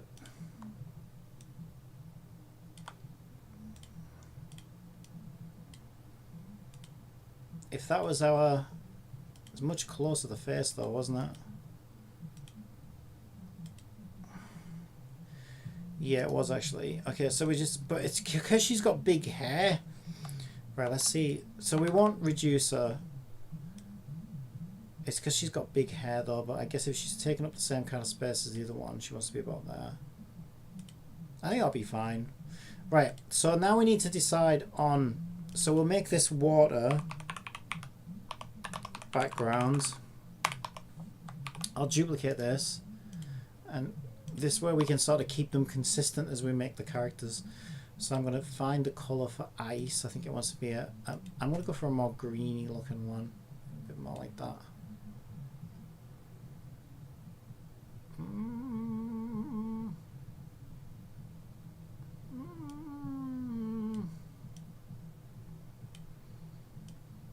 Yeah, like a menthol, you know, like a menthol minty ice. So this would be water icon.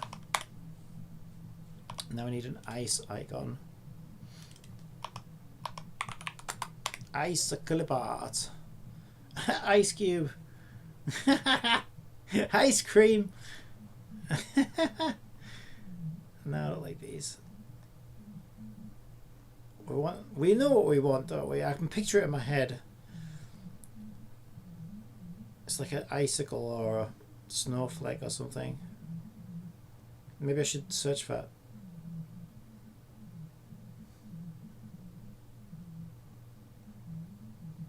Snowflake.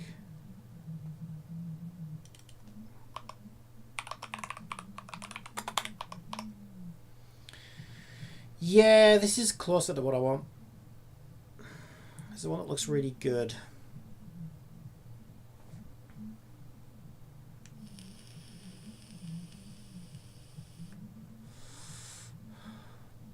I kind of like that one.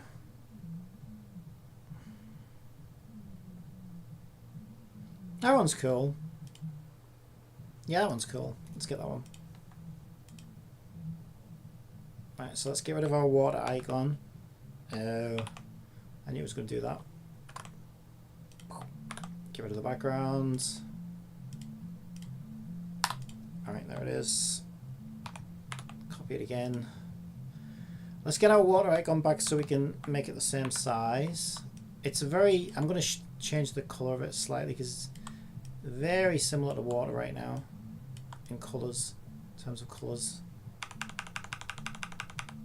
Right, so that kind of lines it up with where the water one was. This is our ice icon. Yeah, I might try and change the colours a little bit. Go a bit more green. Oh, there we go. Kind of hard to see, don't it? Is it? I think it'll probably be fine. Okay, I'll be fine. Ice. Okay, so when she's off, she probably wants to look like that.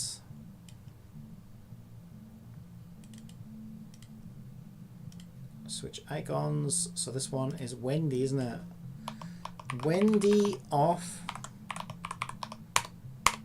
and Wendy on. Glow. Outer glow. Okay, what I need to check is I need to check the other one, make sure we're consistent. Blending options. We went with white, size 57. So let's do the same again. White, not stroke, outer glow. White and 57. There we go.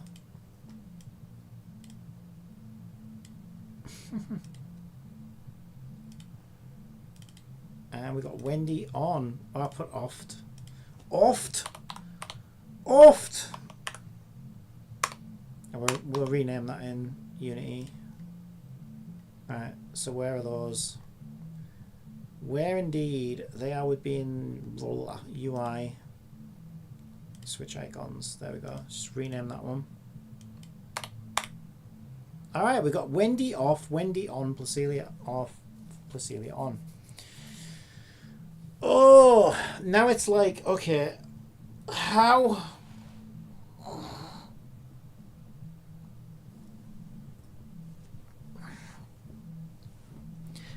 deep do we want to go with this at this stage? Because like essentially what you would have is you can have a party management system which lets you pick 4 characters and assign 4 characters to 4 different slots. So that should then feed this icon system, obviously. But like, yeah, I mean, we're not nowhere near there yet. So I think, but we need to sort of keep in mind that that's eventually where we're going to need to be, right? Let's bring the background back. We'll just stick her in. We'll just stick her back here for now.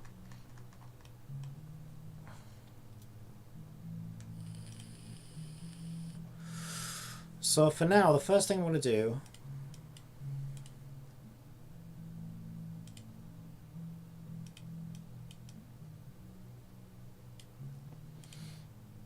I'm going to give this a grid layout.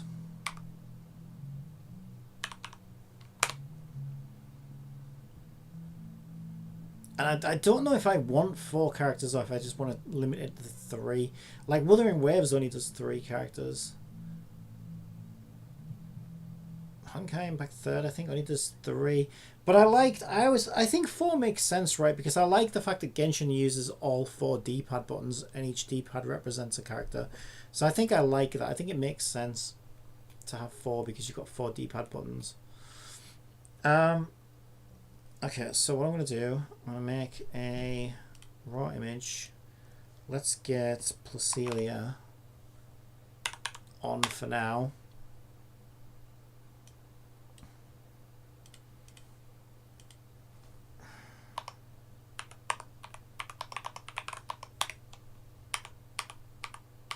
Okay, now we have character icon 1, 2, 3, 4.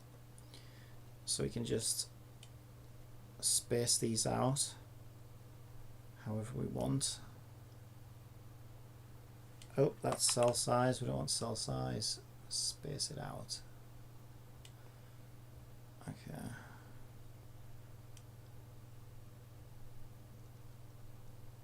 Okay, so something like that is probably fine.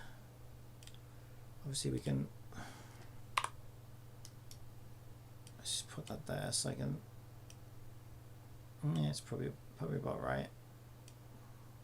We can shrink it a little bit as well. It's a little bit big there. So I'm just going to run it in full, well, not full screen, but maximized, and see if it feels right to me, size wise and whatnot. Yeah, I think that feels okay. I can see my elements clearly, my characters. She's just trying to headbutt people. Wait, why is she not shooting? Oh, she is. Yeah, there's something weird going on with her range. We need to look at that.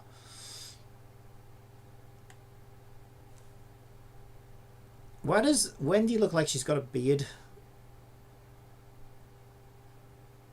Oh, it was that shoulder. It's just the way it looked when you get back here. I think there's something weird going on with her outlines. Yeah, the outlines are a bit too thick in this as well. Yeah, I think UI wise that looks fine. The problem is it's difficult to know, like, as a player I don't know which button is going to activate which character, right?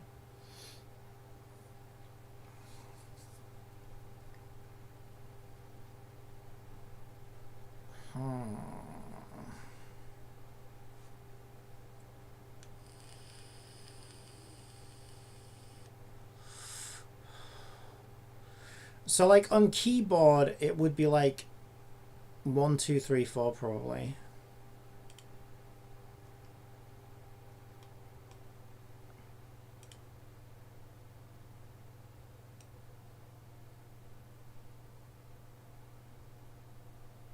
Am I looking at? I'm looking at this backwards, aren't I?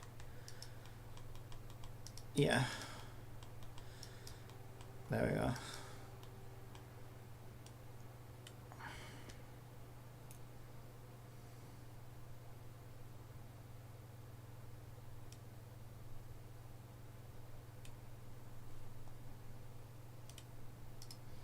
So I'm going to duplicate that and call it input.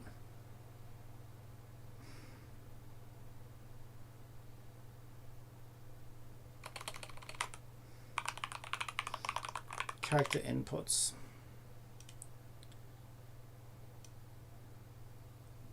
I still got the background on it as well. So probably turn that off.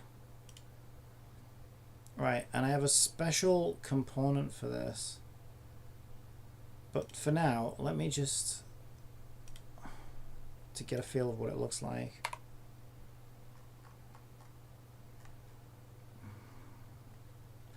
What am I looking for? One key dark.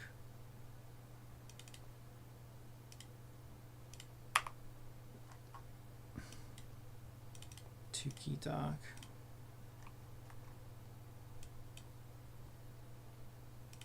Three key dark. Four key dark. Okay, now what we need to do is, so that these line up, What we take away from spacing, there's an easier way to do it.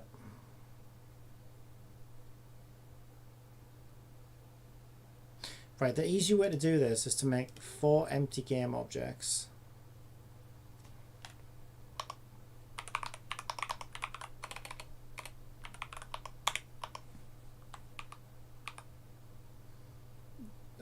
Yeah, it would do that, wouldn't it? Fuck.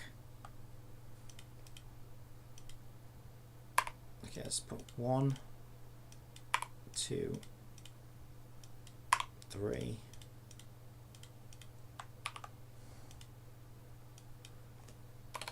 4. The reason I'm doing this is put 1 on 1, 2 on 2, 3 on 3, 4 on 4. Right, so the reason I'm doing that is I can now resize these because I can resize the children. So rather than work out all the maths, oh, interesting, the children are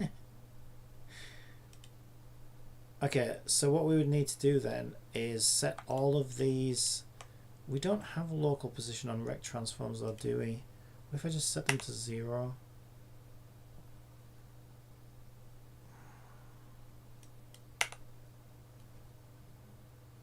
Weird. Oh wait, do these have their own grid layouts? No. Yeah, that doesn't behave the way I would have expected it to be honest. Bollocks.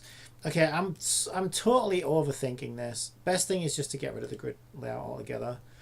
We'll just put the character icons directly in the container. We'll get rid of those and we'll just manually position them. I was going to try and be clever with the grid layout, but it's just not worth it. It's not going to make it easy for me. Okay, so I think I want these to be about that size maybe.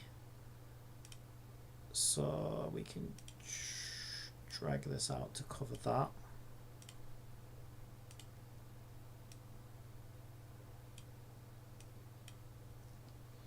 Yeah, we can go a little bit bigger. Like that.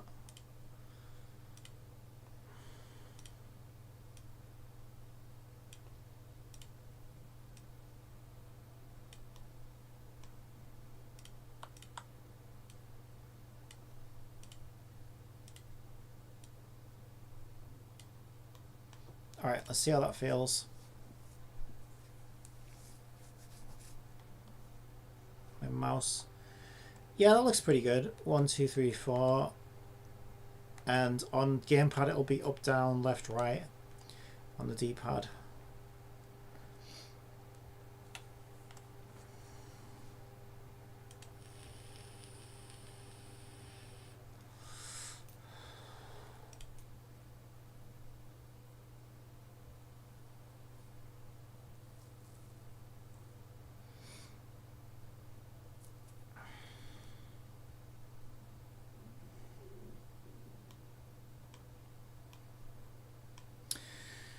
Alright, so what do we do next? Okay, so next what we need is we actually need to add those inputs to our input mapper. Is one of the things we need to do. So we don't have access to core systems here, but we can get into it through play capsule. There it is. So on our inputs for dungeons, we want to add some inputs now. So I'm going to call these switch character 1, switch character 2, switch character 3, and you guessed it, turnip. Just make sure you're paying attention. Switch character 4. Okay. So binding, we want gamepad binding. So let's do up for 1. So D-pad up on gamepad applies to Xbox and PlayStation. Save. new binding, right, gamepad east, PlayStation, Xbox, save, down, gamepad, PlayStation, Xbox, and left, gamepad, PlayStation, Xbox. Then we want new bindings for keyboard, so we want 1 keyboard, applies to keyboard. Did that go in 1? Yeah. Add binding to keyboard, applies to keyboard.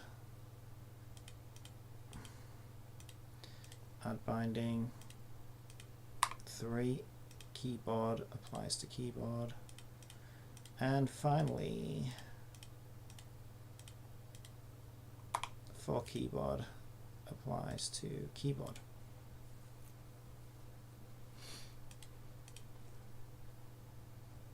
Don't know why it threw me back in Photoshop, but it did. Alright, so we now have inputs bound for keyboard and mouse and gamepad for character swapping between 1 to 4. So the next thing we need to do is we need a way to, so I'm going to put these actually in a system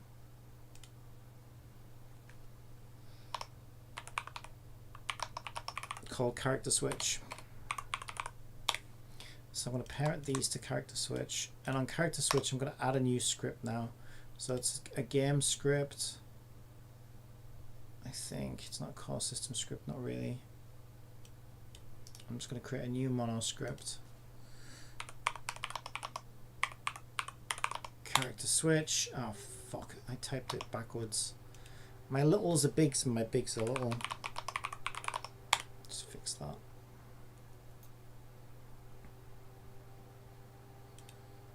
I just fixed it the same way, didn't I? Character switch. Goddamn caps lock.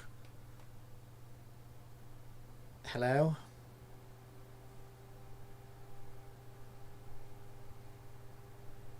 There we go. I want to do the same thing to the class name, character switch. Oh my god, caps lock. Why do you do this to me? There we go. That's better. Alright, so we've got a new custom character switch class, which I'm going to add to my character switch container.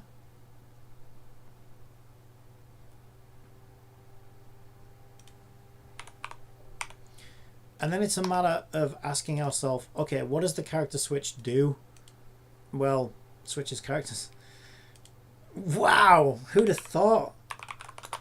No, but like basically, what does that mean, right?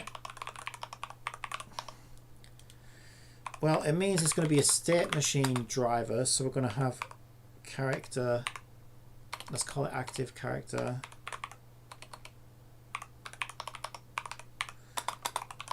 Right, which is going to default to 0. And it's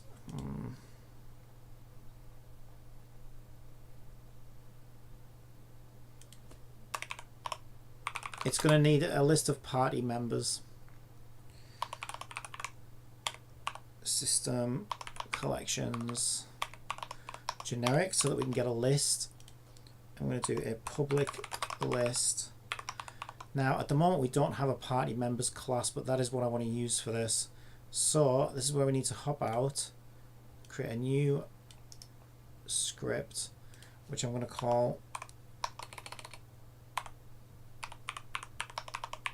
party member.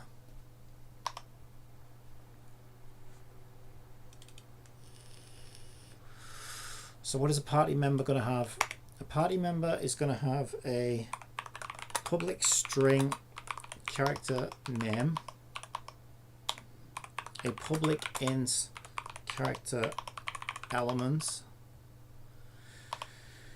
Really what a party member is going to need, but for now I'm just going to like hardcode it.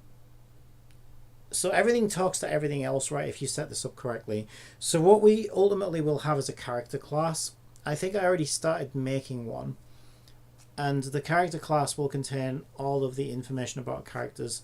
But you also need to separate that for something like a gacha game. You need to separate that into two. Alright, Cabby, I will rewatch the previous damage formula. I need to go for today. Keep having fun. Enjoy coding, brother. Thank you, thank you. Yeah, thanks for joining me. I will catch you when I next catch you. Yeah, also characters basically need to be split into two. Now, what do I mean by that? What I mean is you're going to have base character stats and you're going to have player character stats. So if you think about it, right, whenever you get a character in a game, at least in a gacha game anyway, the character will have base stats. So it'll have a base attack, base crit rate, all the base stats associated with them. But then as you level the character, as you give the character better gear, as you give it a better weapon, basically those stats can be affected by what you do in the game, right? And should be affected by what you do in the game. So you want your character data types to be split in two. You can have base types, which is what the character does out of the box, and then you're going to have like player affected save types, which is like, okay, I gave this character a 5-star weapon, I've leveled this character to 80, I've gotten this artifact for this character which has this much crit rate, and you can sort of start to add different stats onto the base stats based off of what the player's done in the game, right? And this system is going to need to know about all of that eventually, because we need to know how much power is going into these projectiles will depend on the character stats, right? For example, the element of the character is going to depend on the element of the base character. But who knows? We could do whatever we want. We could even make it so that you could convert your character to a different element. Like it's entirely up to us as a developer what we want to do with this. We might make it so that you can switch elements for a specific character. Maybe once you get them to max level or whatever, they can just become a different element. Who knows? That sounds like a nightmare, to be honest, so I probably won't do that, but we could, is my point. But for this particular situation, just to be able to sort of switch elements and test these systems, yeah, we can just hard code in for now character name, character element. We want a character icon, which is what it's going to use for the side panel. So that would be a texture 2D character icon on, and we want a character icon off.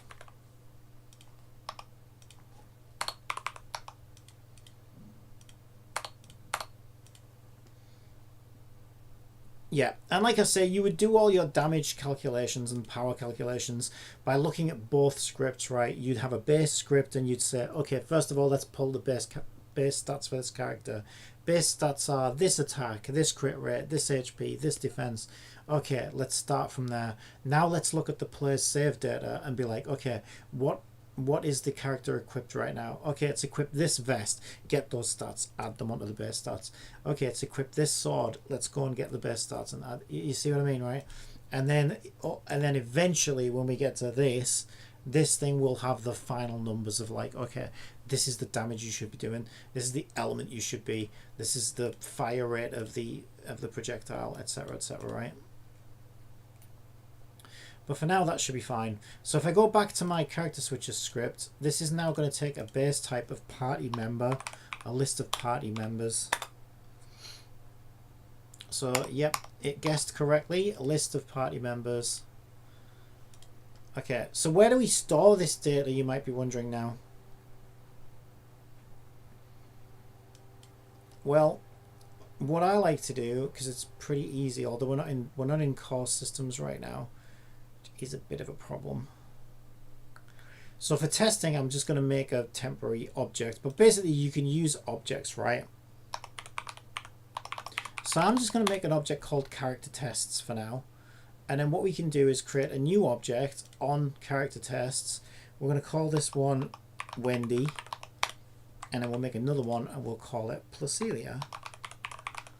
And then both of these objects can now hold a party member script. Okay, So you see how this, probably see how this works now. So now we have a Wendy, and we can type Wendy is your character name. So we could add the names here, actually. That would be really cool. Yeah, Genshin does that, actually. Genshin shows its character names here, actually. We'll probably do the same thing. So this character is called Wendy. This character is called Placilia. Character element for Placilia is 2 because it's water. For Wendy, it's 1 because she's ice. And then we can set our icons up, right? We already made these icons. So if we go to UI, switch icons, now we can say Wendy, there's your character on. Wendy, there's your character off. Placilia, there's your character on. And Placilia, there's your character off. And now we can start to actually do things in these scripts. So now if we go back to our character, where is it? Our character switcher, here we go. We want 2 party members for our test. We want Placilia in slot 1, and we want Wendy in slot 2. So there you go, that's it. Now we have a very basic party management system where we can say, okay, we're going to send these character types into this party system manager, and then from this party system manager we can grab the icons. We know what element it is. We're not, like I say, we're not doing stats yet because we haven't gotten that far, but we eventually will be like, okay, we'll get stats. So another thing we might want on this character switcher is the names of the characters, right? So let's do that. Let's do a new one, and we'll say character names. We want 4 UI legacy texts. We'll get the first one looking good first. So we know that Placilia is Placilia. So I'm just going to press F to find that. There she is. And let's make it white. Make it a bit bigger. And I want to right align it as well. Okay. So, because it's right aligned as well, you can sort of control how much it sticks out.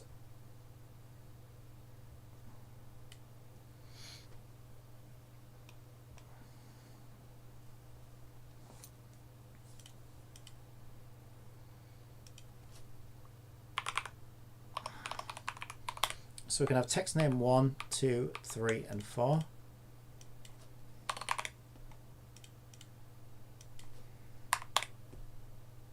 Oh.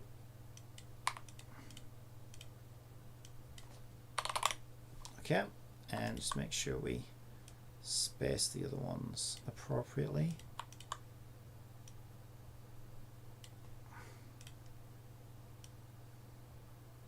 So in our test, we know we're going to have Wendy, our ice girl, in here.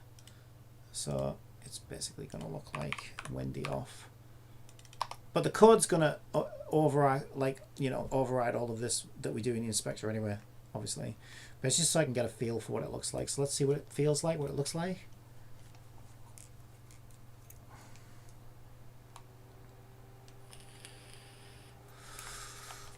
I think that's cool. Now if somebody says, hey, use Wendy, at a glance I can be like, oh yeah, there's Wendy.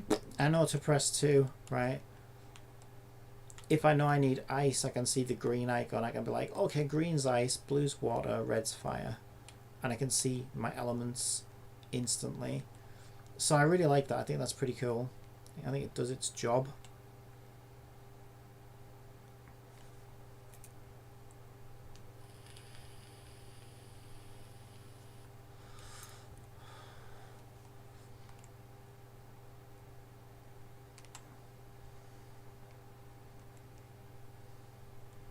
And our little columns are charging nicely.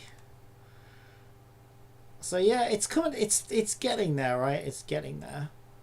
You can see how slow this process is, though, especially if you want to make it good. And obviously, we'll make that water look like water on, and we'll probably animate it and stuff, so it doesn't just look like a static blue. You know, like it does now. We can make it look fancy and stuff eventually.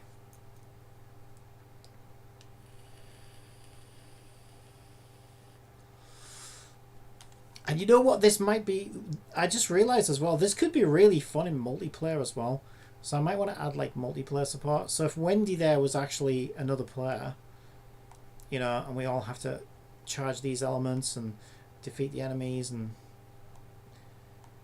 then Wendy's gonna deal with all the ice stuff, right? I'm gonna deal with all the water stuff, and we sort of like work as a team and, you know, make sure we're in the right place and we're sending the right elements to the right things. I can see this turning into a real game eventually. Alright. I think that will do it for now, though. I could do with a little break. My mouse is flashing, saying, "Charge me! Charge me! Charge me!" So I need to plug this in and stuff anyway. And I could probably use a bite to eat. How long have we done? 2 hours and 15 minutes. Yeah. It's time for a little break, I think. Alright, I'm going to leave it there for now, and I will be back when I'm back. Thank you for watching. Take care. See you next time. Bye.